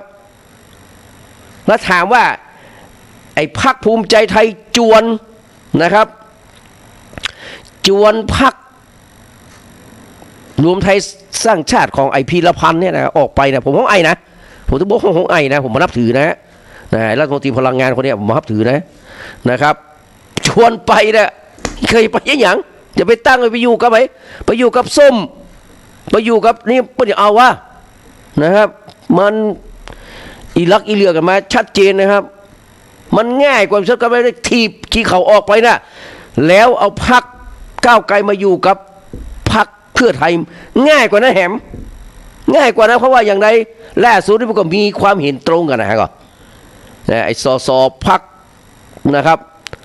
รวมไทยสร้างชาติตึง25 ตัวแล้วแอ้งว่าน้ำท่วมแรกๆที่เขายังมาลงไปเวลาพอลงมติเรื่องสำคัญลงไปหาป้อที่เขายังนะครับซึ่งมันเป็นไปไม่ได้ครับอันนี้ก็คือการแสดงการแสดงของแต่ละพรรคก็ว่ากันไปนะครับบทถึงขั้นแตกหักนะครับบ่มีเตียงจะมาหักอาจจะร้าวสักหน่อยหนึ่งแต่ซ่อมได้ครับพี่เบิร์ดซ่อมได้เลยนะครับพี่เบิร์ดซ่อมให้แล้วก็ซ่อมได้เลยบ่มีปัญหาครับจะอยู่ไปจนปุ่นอะเกือบจะครบวาระปุ่นอะถ้าบาสะดุดขาเรื่องทุจริตคอร์รัปชันเฮียก่อนนะครับวันนี้ต้องบอกตามนี้แต่ได้ว่าครับว่าท่านนายกทักษิณจะจำเป็นต้องออกมาลำพังแต่ท่านนายกอุ๊งอิงเนี่ยเราต้องบอกว่าเปิ้ลยังเป็นละอ่อนอะบางเรื่องบางราวละอ่อนก็คือละอ่อนไงถึงแม้ใจสมองอาจจะเกิดไปได้แต่บางครั้งมันก็ลืมตัวครับว่าเขาเป็นนายกกันเนี่ยนะนึกว่าเป็นนางสาวอุ๊งอิงอยู่นึกว่าเป็นเด็กหญิงอุ๊งอิงอยู่ว่าลืมตัวไปเตื้อนะเรื่องการแต่งตัวเรื่องการครอบครัวนะครับมีไปเตื้อเนาะซึ่งจะต้องมามีทีมที่ดูแลความเรียบร้อยแห่งครั้งหนึ่งในเรื่องเนี้ยต้องมีบรีฟกันมันต้องมีอย่างกันเพื่อให้มันออกมาดูดีเรื่องนี้ก็มองข้ามมาได้เช่นเดียวกันแต่ไม่ใช่เรื่องสาหัสกันอย่างนะครับทางบ้านของพรรคประชาชนเพื่อก็สู้ของเพื่อนไปนะครับเพื่อก็อันนี้ของเพื่อนไปรวมการเพื่อมีจะไรเพื่อก็จะเนี้ยอันไปนะครับมันก็มีเยอะครับมันไม่สามารถที่จะโอ้โหจะมาเลือกตั้งกันว่าจะมีการยุบสภาตามกำคู่ของนั้นอันนี้เป็นการเล่นนะฮะสักวันหนึ่งก็คงจะต้องมีการเขย่าว่าเฮ้ยเขาแย้งกันเนอะ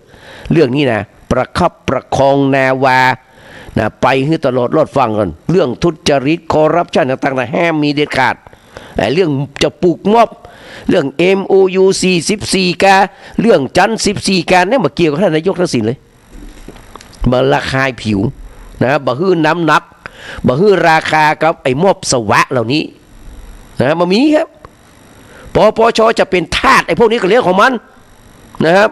กว่าจะเคลียร์อย่างได้ผมว่ารัฐบาลชุดนี้หมดวาระไปละ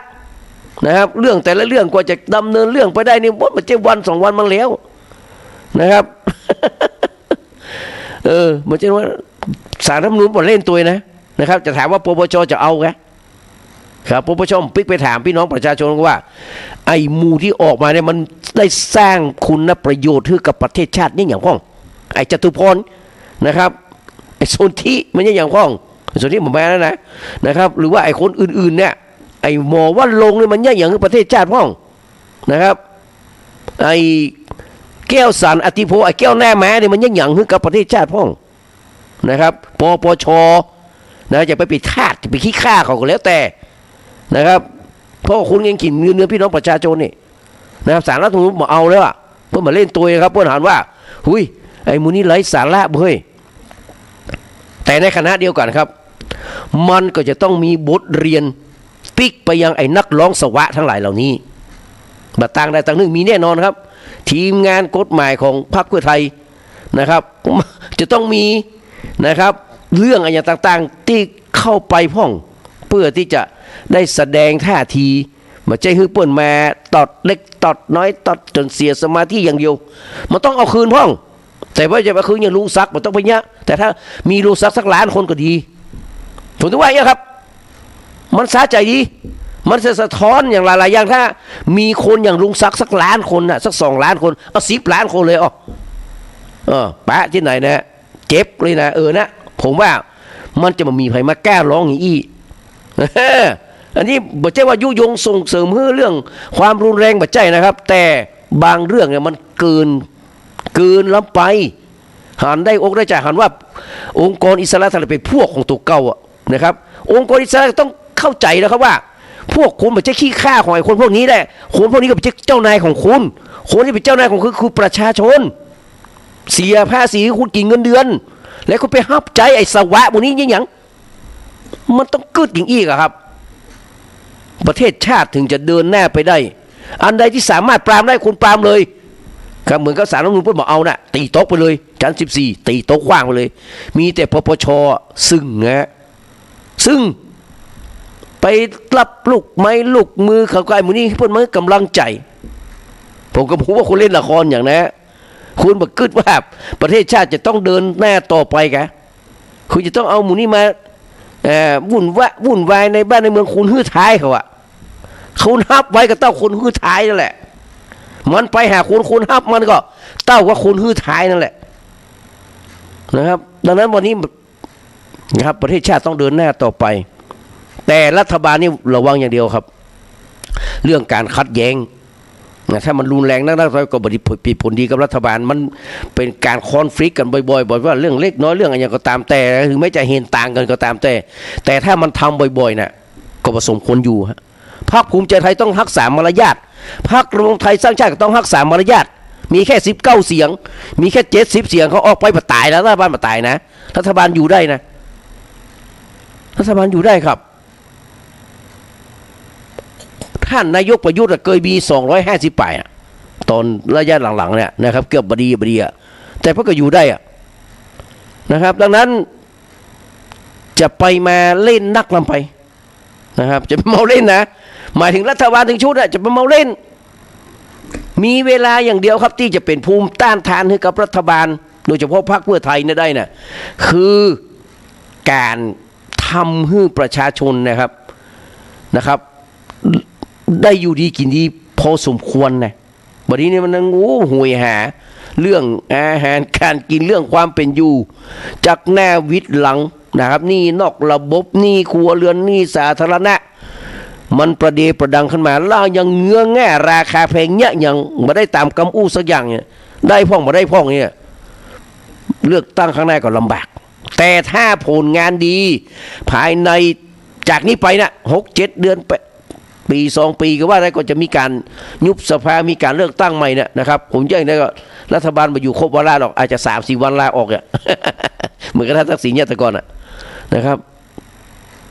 ลาออกที่จริงมาครบวาระแหละแต่เพิ่งลาออกลาออกก่อนดังนั้นนะครับผลงานอย่างเดียวครับปั้นผลงานและออกมาเป็นนะครับเพื่อมันเป็นรูปธรรมจับต้องได้นะครับจะได้ GDP ขึ้นมาต้องได้ก็สามารถอธิบายได้ว่าคุณเนี่ยแบบนี้แล้วคุณเศรษฐกิจมันโตขึ้นมาอย่างไรมันได้รับผลจากการ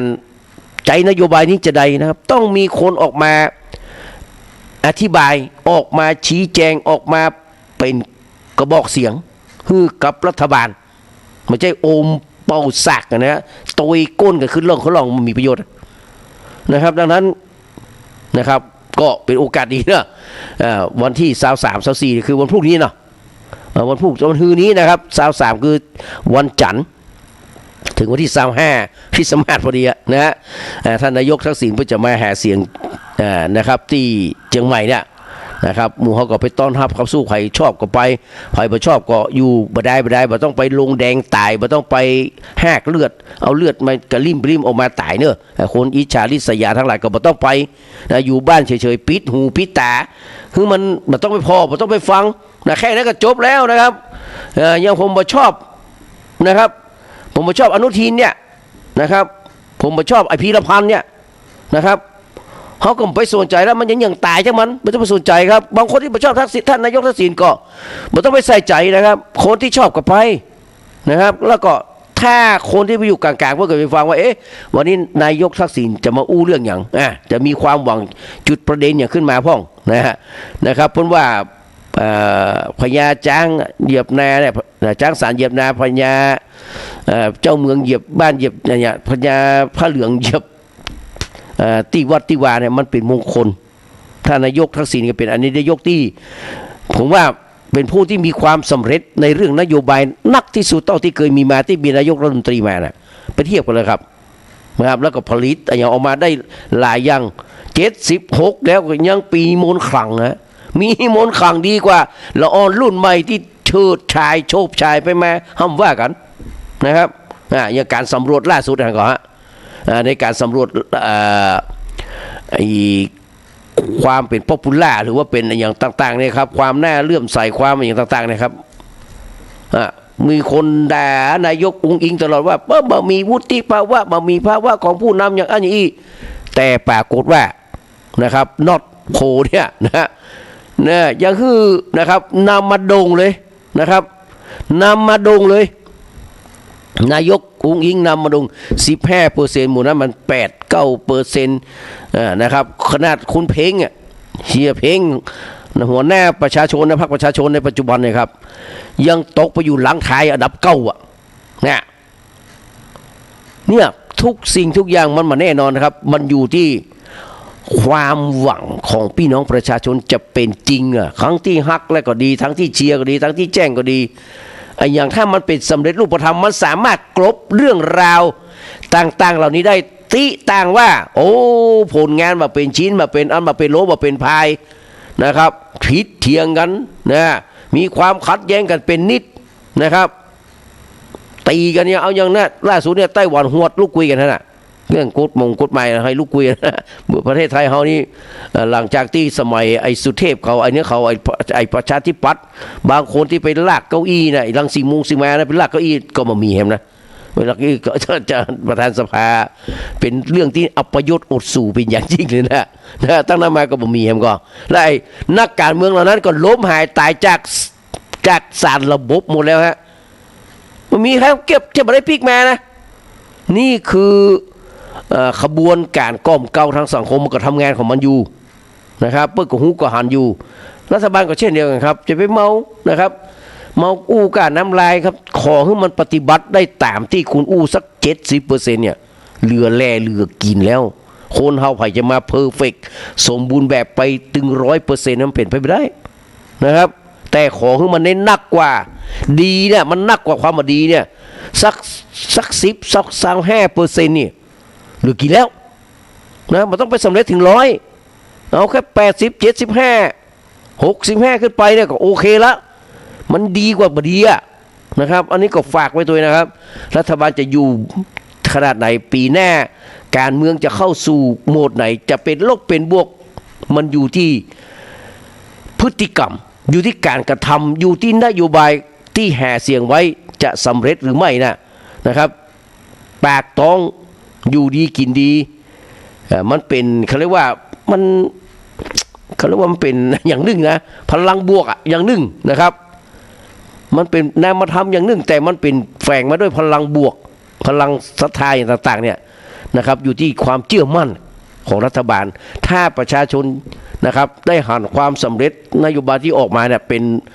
รูปเป็นร่างเป็นมรรคเป็นผลถึงจะมานักแต่ก็ดีกว่าเนี่ย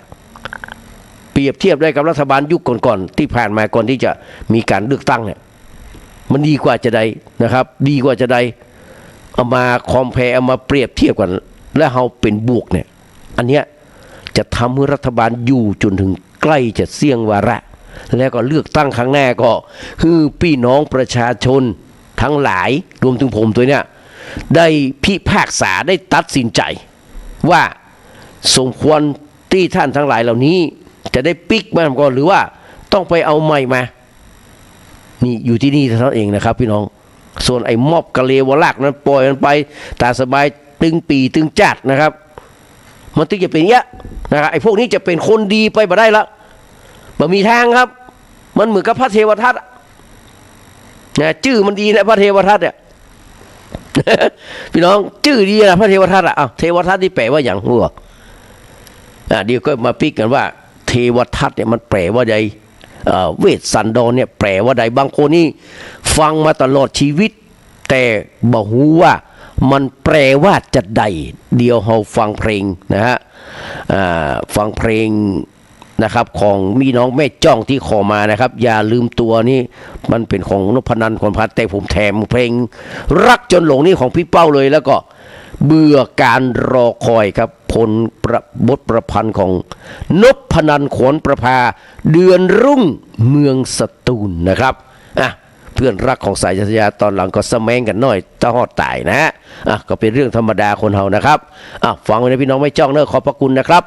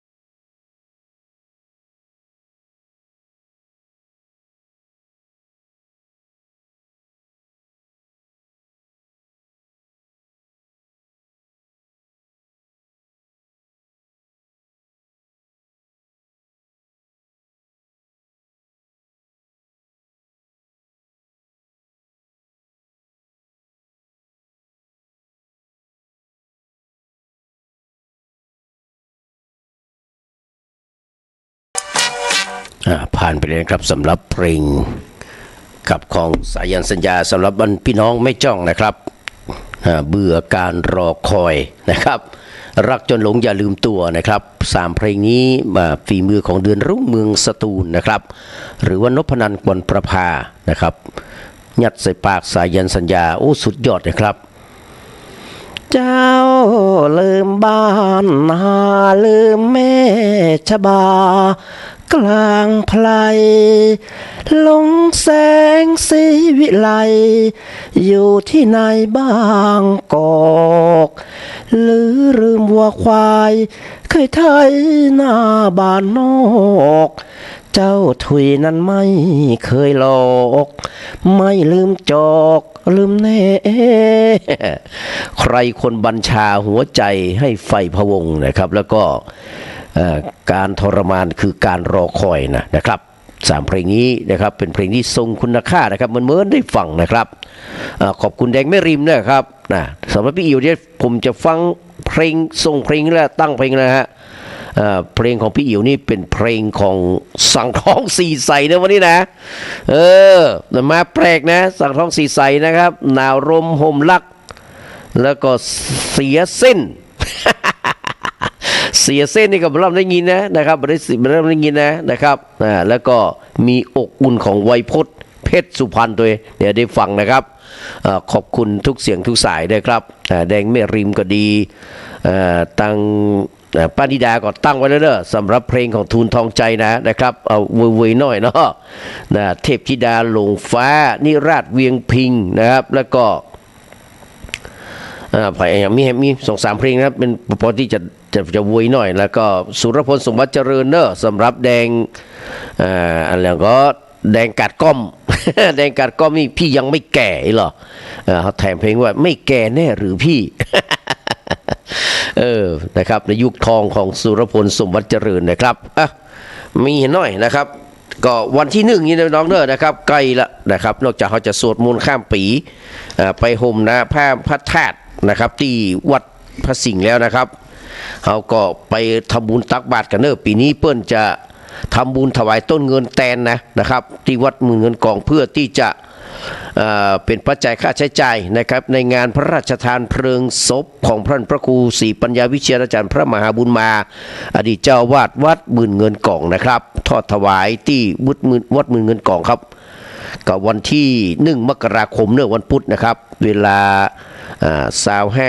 เวลา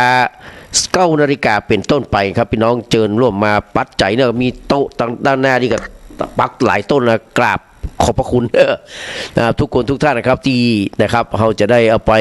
เป็นปัจจัยร่วมพระราชทานเพลิงศพนะครับก็มีเหตุมือเนี่ยนะครับตามกำหนดการเพื่อยังประสงค์มาเถอะนะครับและก็งานวันที่24-25ครับที่พุทธมณฑลโดยรอนะครับในเมตตาปรมีธรรมพระเดชพระคุณหลวงพ่อท่านเจ้าคุณพระเทพมังคลาจารย์นะครับเปิ้ลก็จะมีการเขาเรียกว่าจัดงานนะครับถวายเสนาสนะต่างๆนะครับหลวงพ่อพระครูตุงครูอย่างก็สุวิมลธรรมรักษ์หลวงพ่อพระครูบุญทรงท่านอาจารย์นะครับวัดยังกวงนะปรัตทินวัดนะครับพระครูอมรธรรมทัศน์นะครับแล้วก็พระครูปรัตทินวัดยานสิทธิวาทีอันนี้เพื่อจะถวายเสนาสนะทั้งหลายนะครับเมื่อคืนเพื่อจะมีการสวดมนต์ตันนะครับอบรมสมโภชแล้วก็แม่เจ้าก็จะถวายเสนาสนะอย่างต่างๆนะครับแล้วก็จะมีกิจกรรมหลายอย่างครับที่พุทธมณฑลในวันที่24-25นี้นะครับไปมีเวลาก็ไปร่วมงานส่วนวันที่22นะครับที่22ก็จะมีงานเฉลิมที่23เนาะอายุวัฒนมงคลนะครับของท่านพระครูพิธานศาสนกิจดวงดีอัตคุโตนะหลวงพี่ดวงดีของผมนี่นะครับที่วัดสันคือ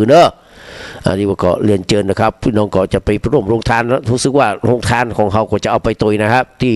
ท่านอาจารย์วรินทร์เพื่อจะเอาโรงทานน้ำไปตุยนะครับก็ขอเรียนเชิญนะครับในอายุวัฒนมงคลแซยิดนะครับครบ5 รอบของท่านนะครับดวงดีอัตคุโตนะครับคือเพิ่นได้มีสุขภาพพระมัยร่างกายแข็งแรงณที่วัดสันคือนะครับ แล้วก็มีรายการรายงานด้วยกันนะครับใครมีว่างไปอะไรก็ไปทางนั้นเนอะครับเดี๋ยวจะได้มาเสาะรายการที่มันมีนะผมว่าผมจะเรียบเรียงมาก็ลืมไปเหียด ต้องขอสุมาอภัยด้วยนะครับวัดพระสิงห์เขานี่มีหลายงานเนอะตั้งแต่นะครับการส่งน้ำพระธาตุห่มผ้าพระธาตุหลวงสวดมนต์ข้ามปีสวัสดีปีใหม่เนาะนี่ก็คือ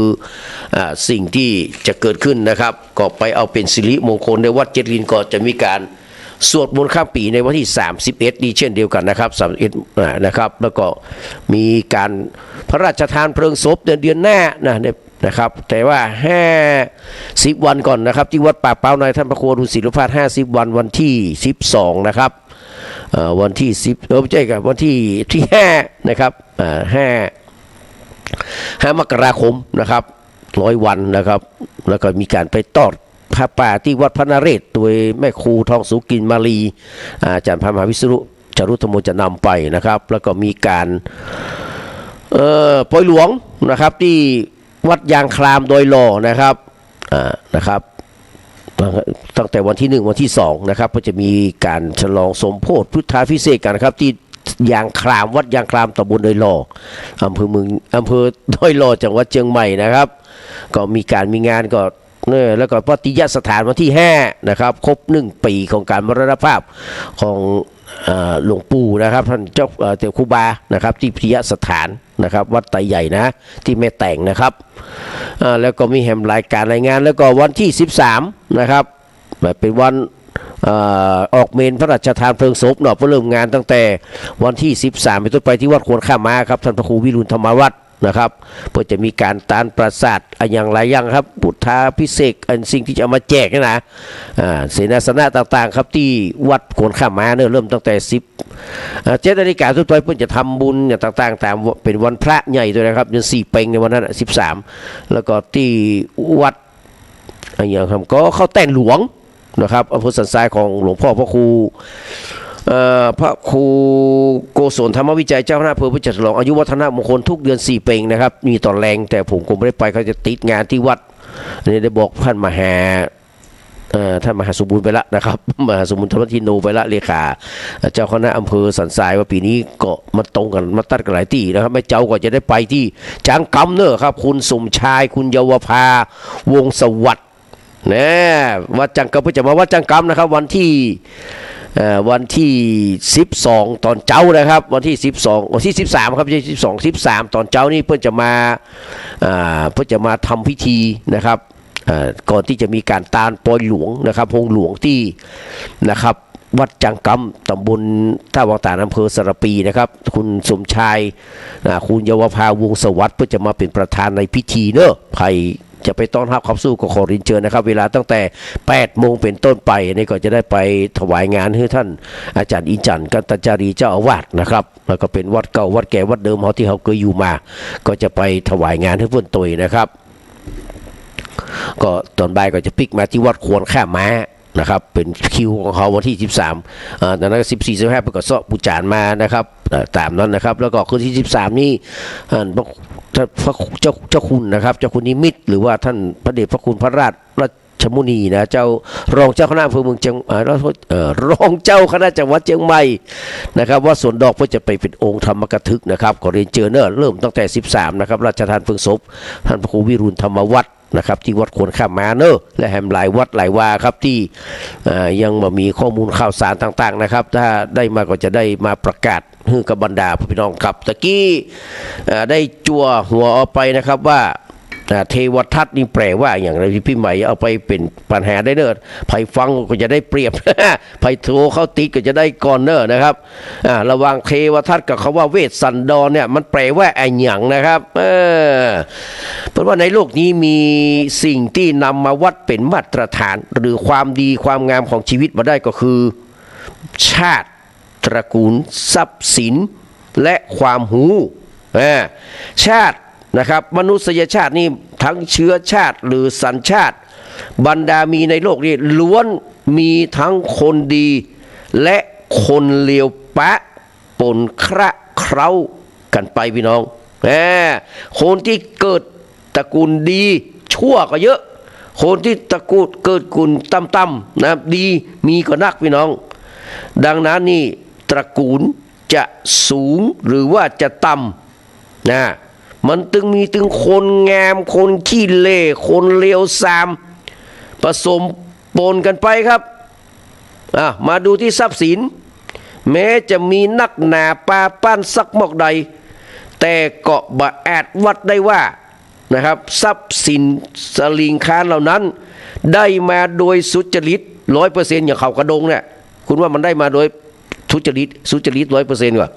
มันใช่แน่นอนครับสักวันอธิบดีกรมที่ดีนี่จะโดนดีนะ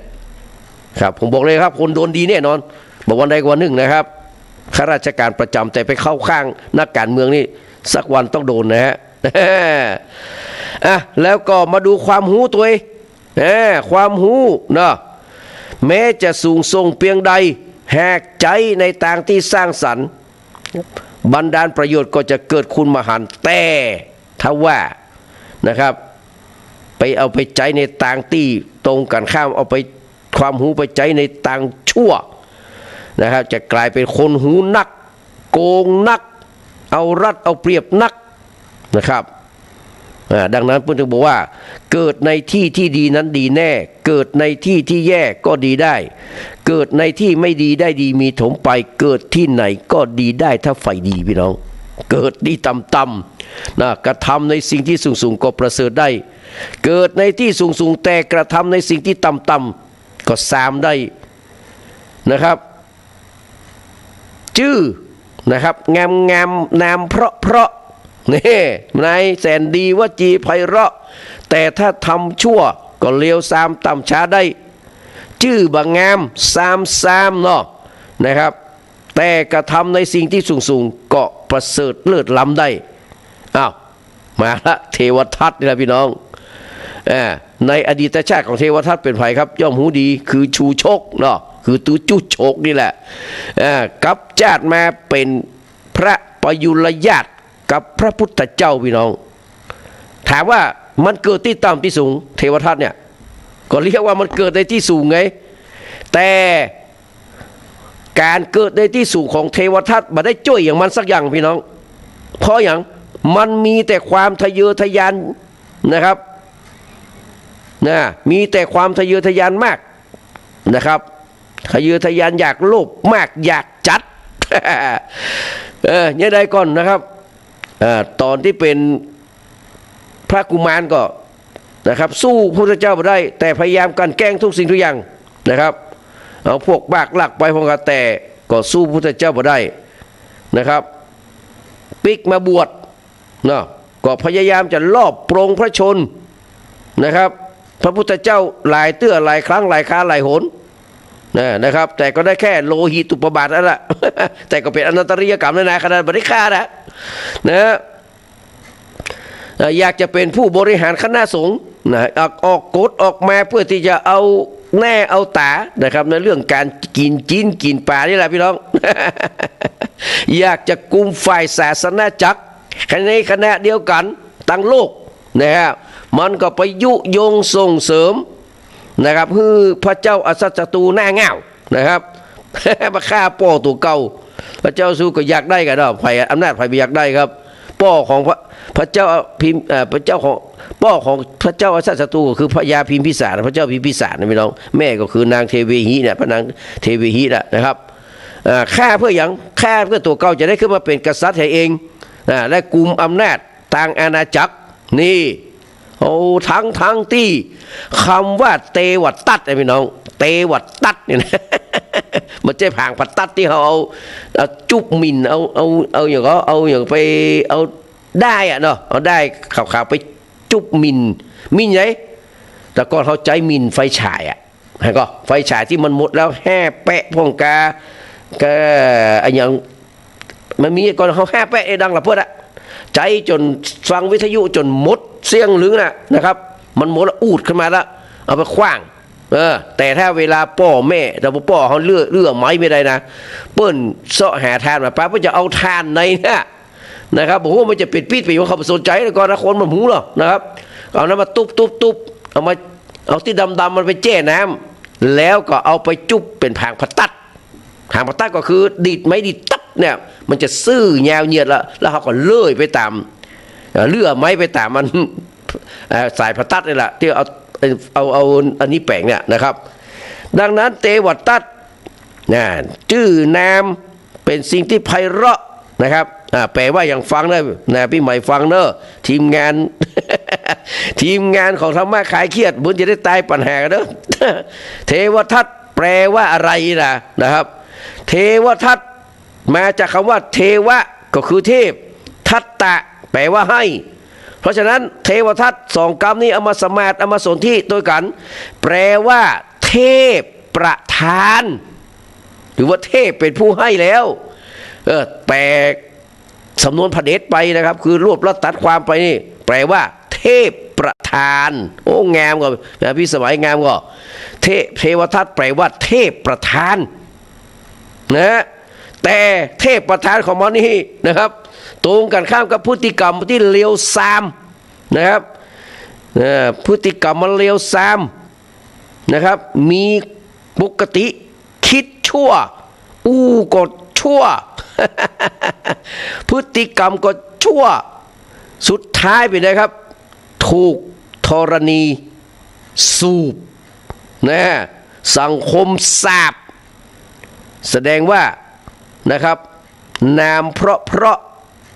นะครับเทวทัตก็ช่วยอย่างเทวทัตมาได้สักอย่างเพราะว่ามันทำตรงข้ามกับชื่อของมันนะครับมันน่าจะว่า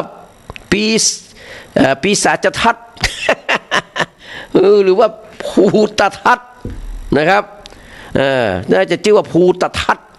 ผีให้มา แต่พระเวสสันดรพี่น้องพระเวสสันดรที่เป็นบรมโพธิสัตว์เนี่ยครับชื่อบะแงมหรอแนมกับบะเพาะพี่น้องเพราะอย่างเปิ้นเกิดกลางกาดหรือว่ากลางตลาดที่ชุมนุมแห่งปอกกานะครับเวสสะแปลว่าปอกกาอพันตละระวังหรือว่ากลางตางนะครับเพราะฉะนั้นเวสสันดรจึงไปว่าผู้เกิดกลางตางระวังพ่อค้านะครับแต่นะครับกรรมนี้ไม่ได้เป็นอุปสรรคต่อการดำรงชีวิตของพระเวสสันดรแต่ประการใดพี่น้องแต่ตรงกันข้ามเปิ้นอุบัติมาเกิดมาดำรงชีพมาเพื่อยังโลกนี้ให้ได้ร่มเย็นเป็นสุขเปี่ยมไปด้วยพระเมตตาความเสียสละมีน้ำใจบหันแก่ตัวนะครับวันนี้พระเวสสันดรจากไปกี่ปีเลยพี่น้องโอ้เตชะสุเนมะภูจนาวิเวนะเมินนักแกบอกว่ากี่ปีนะครับคุกวันนี้เขานี่หมายถึงโลกนะยังเล่าขานตำนานยังนำมาศึกษาวิพากษ์วิจารณ์ตู้เจ้าก็ได้กินเนี่ยโอ้เวสสันตราตาก็ตอดพระเนตรเล็งหา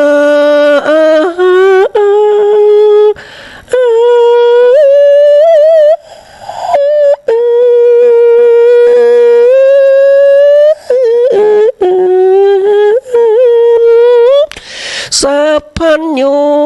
ตัญญาพองแผ้วพระก็มากำเอาสองลูกแก้วแล้วตอดนาตีตันมีไหนก็ว่าเตวทัตเข้ามากำนั่นกำนี่แล้วมันมี มันมีนะผมก็ไปอาราธนาธรรมมาตลอดบหันว่าเทวทัตจะนี่อย่างสักอย่างละนอกจากแผ่นดินสูบก่อนหน้านั้นก็โดนโกตุกาลิกานี่แหละนะครับดีเซนน้อยเอาเข่ากระแทกหน้าอกจนเลือดออกปาก นี่นะครับเวสสันดรแปลว่าคนเ เกิดกลางต่างระหว่างการกัดพ่อค้านะระหว่างการเกิดกลางตลาดที่ชุมชนแห่งพ่อค้านะ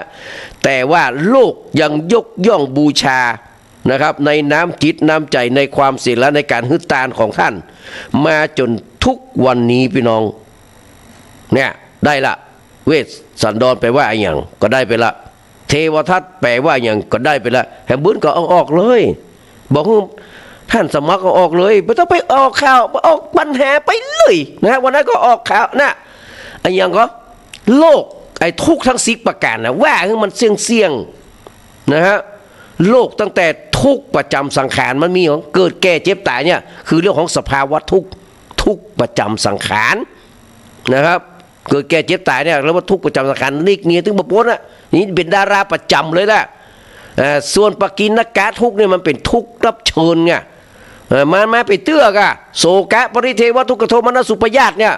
มันมาไปเตื้อเขาว่าเป็นแขกรับเชิญเป็นดารารับเชิญมาได้มาตลอดเอ้าพ่อแม่บาดตายหรือบัดสูญเสียอย่างต่างๆมันจะไปเกิดโศกะปริเทวะได้ยังไงอันนี้มันมาเป็นเตื้อแต่ที่มันเป็นทุกข์เนืองนิดนะมีเพราะทุกข์เนืองนิดก็ปวดหนักปวดเบาอุจจาระปัสสาวะร้อนเย็นหิวกระหายเนี่ยเรียกว่านี่พัทธทุกข์เนืองนิดพูดน่ะเอาไปจนทุกขขันธ์ทุกรวบยอดนะครับถ้าเราจะออกปัญหาเราต้องหูปัญหานั้นตัวและอธิบายปัญหานั้นได้ว่ามันเป็นอย่างมาจากอันใดนะเพื่อความกระจ่างแจ้งนะครับเพื่อความกระจ่างแจ้งอันนี้เอาเลยเทวทัตเนี่ยแปลว่าอย่างนะครับมันต้องไปอย่างนั้นอะอันนี้เป็นอัตนัยก็ได้เป็นปรนัยก็แล้วแต่อัตนัยก็คือตอบไปเลยนะครับคำถามปลายเพิดนะเป็นปรนัยก็ได้มีช้อยให้เลือกเนี่ยแปลว่าอย่างพ่องมันใกล้เคียงกันเพื่อจะได้กึดพ่องเพื่อจะทำพ่องนะฮะมันใช่ว่าออกมาแล้วเรียกงับติ๊กนี้เราก็บอกว่าต้นสายปลายเหตุของมันคืออะไรอย่างนะครับดังนั้นนะครับทั้งปวงนี้มันเป็นเครื่องยืนยันว่านะครับสูงต่ำอยู่ที่ทำตัวดีชั่วอยู่ที่ตัวทำพี่น้องนะครับดังนั้นนะครับในหน่วงราชการที่5สมเด็จพระปิยมหาราชเปิ้ลจะบอกว่าถึงสูงศักดิ์อัครฐานศักดิ์ปานไหนถึงวิไลเลิศฟ้าสง่าถีถึงเก่งกาจฉลาดกล้าปัญญาดีถ้าไม่มีคุณธรรมก็ต่ำคนพี่น้องและ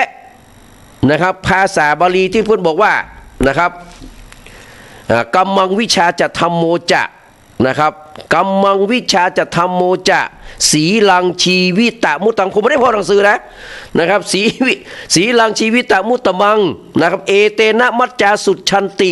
นะโคเตนะทะเนนวานะครับผมว่าคนทั้งหลายนะมัจจาแปลว่าสัตว์ที่จะต้องตายนะสัตว์ที่จะต้องตายมาจากเขามัจจะสัตว์นะครับมัจจะแปลว่าต้องตายนะเขาว่าเปิ้ลเลยใจทั่วหมดละมัจจะสัตว์มีอย่างไรครับสัตว์ที่จะต้องตายถามว่านายกรัฐมนตรีต้องตายก็ตายครับสังฆราชต้องตายครับพระราชาคณะทั้งหลายตั้งแต่สมเด็จมาเนี่ยตายก็ตายจะต้องตายครับพินาศอินสมจะต้องตายนะครับท่านพระครูสมุวิศวะก็จะต้องอย่างเดียวนะภัยก็แจ้งนะครับเพื่อนห้องว่ามัจจาคือเป็นมัจจะสัพคือแปลว่าสัตว์ที่จะต้องตายดังนั้นพูดว่ามัจจาสุชันติสัตว์ทั้งหลายย่อมบริสุทธิ์ผุดพองนะครับเอเตนะธรรมเมนะว่าไปนะครับในสิ่งเหล่านี้กัมมังการกระทำการงานหน้าที่กัมมังวิชาความรอบรู้นะครับความรู้แจ้งแทงตลอดไม่ใช่วิชานะเป็นวิชานะกัมมังวิชานะครับการรู้แจ้งแทงตลอดถ้าวิชาแปลว่าความหูบดายนะวิชามันนะครับมันจะวิชาที่รู้แจ้งแทงตลอดกัมมังวิชาจะธรรมโมก็คือสภาพที่ทรงไว้สภาพที่ตั้งไว้นั่นก็คือหน้าที่นี่แหละนะกัมมังคือการงานการกระทำนะกัมมังวิชาจะธรรมโมจะ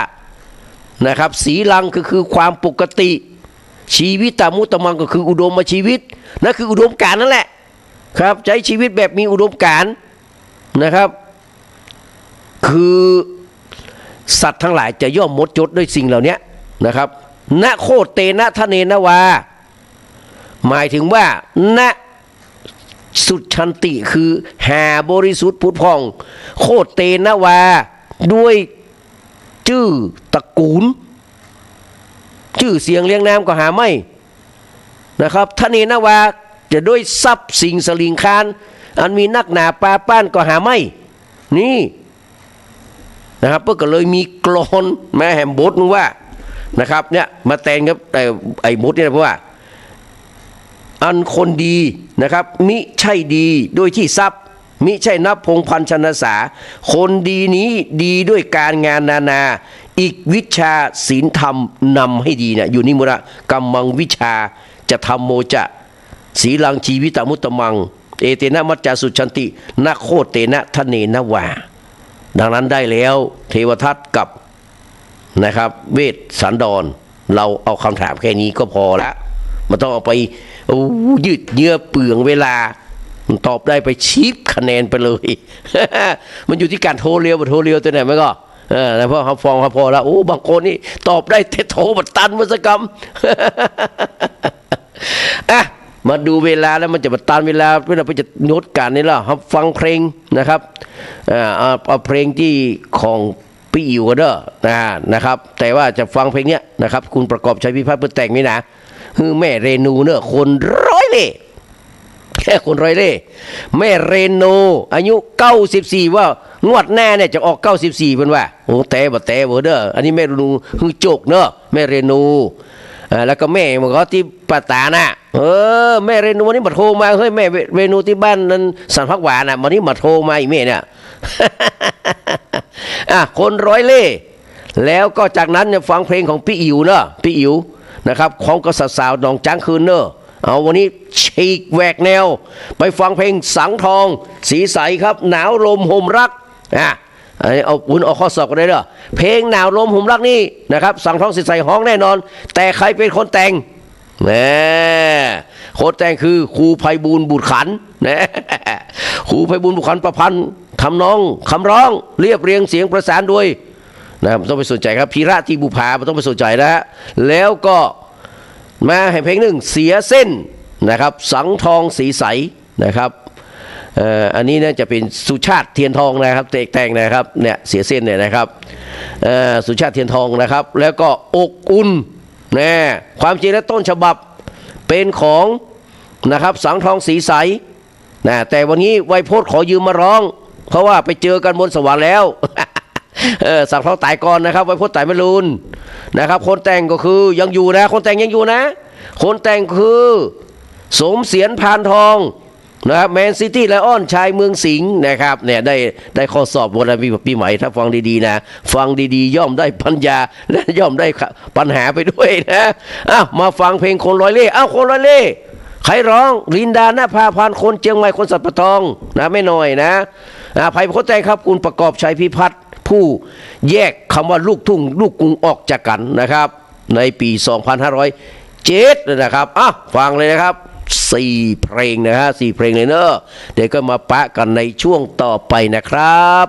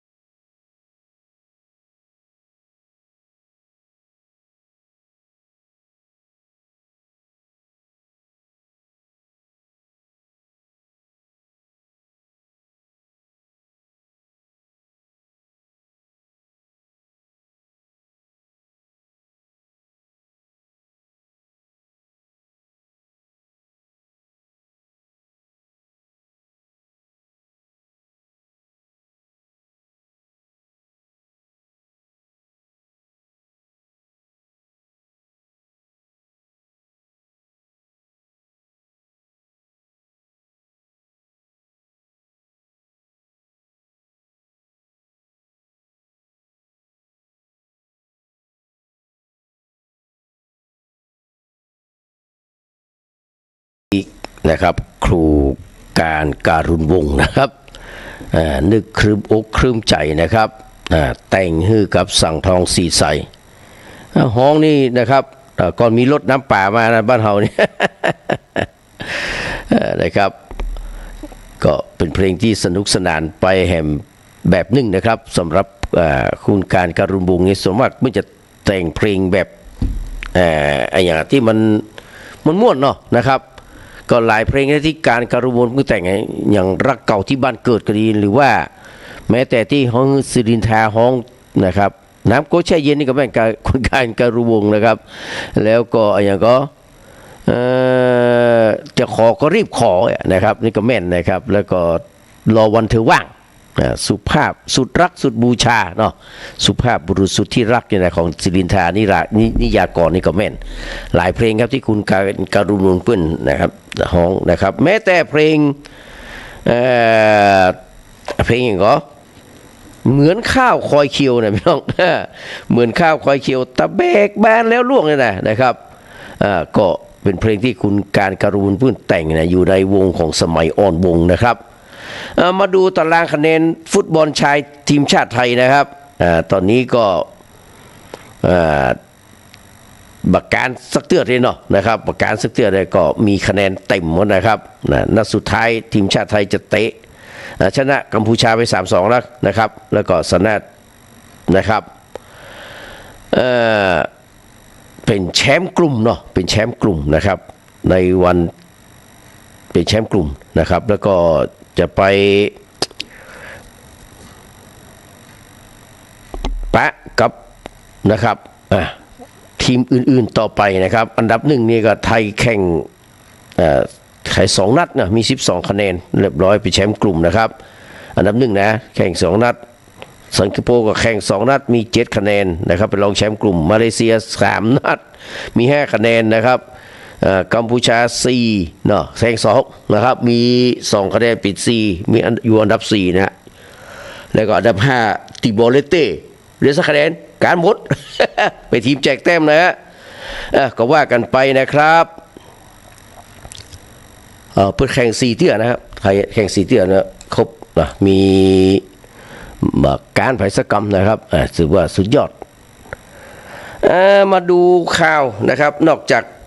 ฟุตบอลแล้วนะครับผมวันนี้ก็จะมีมวยนะบัวขาวจะตีนะครับช่องเวิร์กพอยต์เนาะประมาณสัก3 ทุ่มเลยเนาะช่องเวิร์กพอยต์นะครับแล้วก็เฉลิมพลมาลาคำสมัยน้อยดวงเจริญนะครับแล้วก็ตายไปแล้ว58 ปีที่ผมว่ากี้นะครับแล้วก็ยังมีนะครับ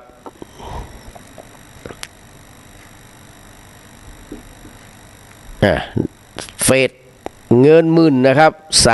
เฟส3คนทั่วไปใครได้เงินบ้างเช็คสิทธิ์ลงทะเบียนทางรัฐนะครับพี่น้องอัปเดตครับโครงการเงินดิจิตอลวอลเล็ตนะครับเฟส3สำหรับบุคคลทั่วไปที่เคยลงทะเบียนผ่านทางรัฐนะเช็คคุณสมบัติของผู้ที่มีสิทธิ์รับเงินหมื่นโดยรัฐบาลคาดว่าจะสามารถแจกเงินหมื่นให้กับประชาชนนะครับรัฐจ่ายเงินดิจิตอลวอลเล็ตนะครับ68เปิดระบบแอปทางรัฐนะครับซุปเปอร์แอปไตรมาส2ของปี68คนไทยได้ใช้ทั่วหน้านะครับคนที่ลงทะเบียนนะครับทางรัฐเฟส3นะคนทั่วไปใครได้เงินบ้างพี่น้องมีใครได้เงินพ่อพี่น้องประชากรที่อยู่ในทะเบียนบ้านแล้วก็มีสัญชาติไทยอายุตั้งแต่16 ปีบริบูรณ์ขึ้นไปก่อนวันที่16 เดือนกันยายน67นะครับมันเป็นผู้มีรายได้เกิน840,000 บาทนะครับสำหรับภาษีปี66นะครับมาเป็นผู้ที่มีเงินฝากธนาคารพาณิชย์และสถาบันการเงินเฉพาะกิจรวมกันเกิน 500,000 บาทณวันที่31 มีนาคม67ลอดตัวไปนะฮะนะครับเขาก็มาถึงนะครับถ้าที่มันถึงก็ถึงแต่เพิ่งมันถึงนะครับประจำไม่เป็นผู้ที่อยู่ระหว่างต้องโทษจำคุกในเรือนจำนะครับไม่เป็นผู้ที่ถูกระงับสิทธิ์ หรือถูกเรียกเงินคืนในมาตรการโครงการอื่นๆของรัฐไม่เป็นผู้ฝ่าฝืนเงื่อนไขของมาตรการโครงการอื่นของรัฐนะครับโอ้นี่ก็คือรัฐจ่ายเงินดิจิตอลวอลเล็ตปี68เปิดระบบแอปทางรัฐซุปเปอร์แอปไตรมาส2นะครับปี68นะแจกเงินกระตุ้นเศรษฐกิจปี67เฟส3คนทั่วไปจะจ่ายเงินในช่วงในเดือนปีหน้าครับปี68ก็มาเมื่อแล้วเนี่ยเนาะมาเมื่อแล้วเมษานะครับ68นะฮะเมษาถึงมิถุนา68อดเอาครับอดส้มมากินหวานอดสารได้ซานะครับแผนพัฒนาระบบแอปทางรัฐซุปเปอร์แอปนะครับคาดการสามารถใช้งานได้เต็มรูปแบบในช่วงไตรมาสที่2ของปี68ทั้งนี้นางสาวแพทองธารชินวัตรนายกรัฐมนตรีครับเปิดเผยเมื่อวันที่12ธันวาคม67ครับที่อาคารศูนย์ปฏิบัติการเผยแพร่ออกอากาศกระจายเสียงวิทยุและการให้บริการข้อมูลข่าวสารภาครัฐสถานีวิทยุโทรทัศน์แห่งประเทศไทย TNTB นะครับ NBT ถนนวิภาวดีรังสิตเขตดินแดงกรุงเทพแถลงผลการดำเนินของรัฐบาลรอบ3เดือนภายใต้ชื่อ2568โอกาสไทยทำได้จริงและมอบนโยบายการบริหารแผ่นดินนายกย้ำว่าเฟส3บุคคลทั่วไปมีการวางแผนว่าจะใช้ในรูปแบบของดิจิตอลวอลเล็ตจะเกิดขึ้นในปี68แน่นอนส่วนมีคนถามว่าทำไมไม่ให้เงินสดต้องยอมรับว่านะครับใช่ให้เงินสดมันง่ายดีแต่ความตั้งใจแต่แรกทำนโยบายนี่ก็คือการให้แบบดิจิตอลวอลเล็ตเพราะเป็นเครื่องมือเชื่อมประสานเชื่อมรัฐบาลกับประชาชนไม่ได้เงินสดเด้อหมดสภาพเว้ย เดี๋ยวจะฝากขึ้นมาเต็มเกิน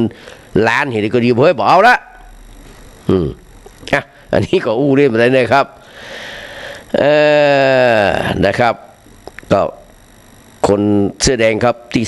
ที่โคราชก็ไปต้อนรับท่านนายกทักษิณเต็มสนามเนอะนะครับทักษิณก็บอกว่าขออย่าไปสนใจนะครับปมศาสตร์โครนอีแอบบอกคุยภูมิใจไทยเป็นประจำเอาละท่านนายกวันนี้พี่น้องนะครับปานิดาฟังเนอะอดีตนายกทักษิณตบไหล่นักข่าวบอกไว้เจอกันที่เชียงใหม่ขออย่าไปสนใจเรื่องอีแอบในเวทีสัมมนาเพื่อไทยยืนยันพูดคุยกับพรรคภูมิใจไทยเป็นประจำเอาละพี่น้องวันที่20ธันวาคมคือตะวานี่ครับที่หอประชุมราชภัฏรังสฤษฎ์นะครับมหาวิทยาลัยราชภัฏนครราชสีมาภายหลังงานสัมมนาอีสาน Next นะครับพลิกเศรษฐกิจไทยฝ่าวิกฤตในหัวข้ออนาคตอีสานโอกาสประเทศไทยเสร็จสิ้นนายทักษิณชินวัตรอดีตนายกรัฐมนตรีปฏิเสธสัมภาษณ์ครับสื่อมวลชนโดยตบไหล่นักข่าวพร้อมกล่าวว่าเดี๋ยวเอาไว้เจอกันที่เชียงใหม่น้องเหยล่ะส่วนที่มีประเด็นเรื่องอีแอบระหว่างพรรคเพื่อไทยกับพรรคภูมิใจไทยนั้นนายทักษิณกล่าวว่าโอ้ยจะไปโซนอกโซนใจเจียงไม่มีปะเลอะ ผู้สื่อข่าวถามย้ำว่าที่มีการพูดคุยกับพรรคภูมิใจไทยนะครับได้มีการพูดคุยกับพรรคใจไทยหรือไม่ท่านนายกทักษิณบอกว่าโอ้ยออฟเทนคือบ่อยเป็นประจำแล้วเจ้าข้าจบข่าวพี่น้อง4 โมงละเดี๋ยวเรามาฟังเพลงเนอะเพลงนี้นะครับเป็นเพลงของธนาภาโชคเนอะขอแค่มองเนี่ยขอแค่มองนี่ก็นะครับแต่งด้วยนะบางคนบอกว่ามันเพลงขอเพลงรักคนชื่อต้อยเนอะมันเป็นเพลงอย่างนั้นนะครับรักคนชื่อต้อยนี่รู้ดีว่าพี่ไม่มีปัญญาจะแต่งเนื้อทองน้องข้ามาเป็นคู่ค้าเวลายามนอนรักคนชื่อต้อยบ้านอยู่ติดกันนะครับเพิ่นชื่อเพลงว่าขอแค่มองนะครับแล้วก็ธนาประโชคนะครับเจ้าบ่าวในข่าวลือและนะครับถามข่าวสาวต้อยแม่3 เพลงนี้ครับเพลงเนี่ยขอแค่มองเลยครับทำให้นะครับทางด้านธนาภาโชคนี้ดังเลยนะครับบัดสามารถปิกไป อยู่กับพิมพาพรศิริได้นะหมายถึงว่าไปอยู่ในวงพิมพาแต่ก่อนเพิ่นอยู่ในวงพิมพาพรศิริน่ะพอมานะครับท่านเสมอจินดาเนี่ยนะครับหรือว่าสรเพชรพินโยนะเพิ่นแต่งเพลงฮือกับธนาภาโชคของมันดังอ่ะดังเลยพิมพาในช่วงที่ดอบนะพิมพานะครับมาทำให้พิมพาว่าธนาเฮ้ยถ้าอย่างอี้นะสู่ก็ออกจากวง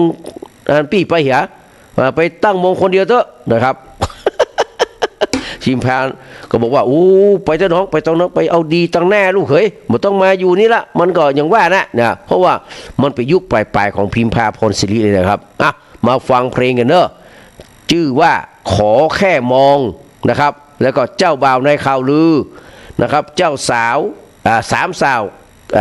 ถามข่าวสาวต้อยนะฟัง3 เพลงครับธนาภาโชคมาได้ฟังมือเลยนะครับเรียนเชิญครับ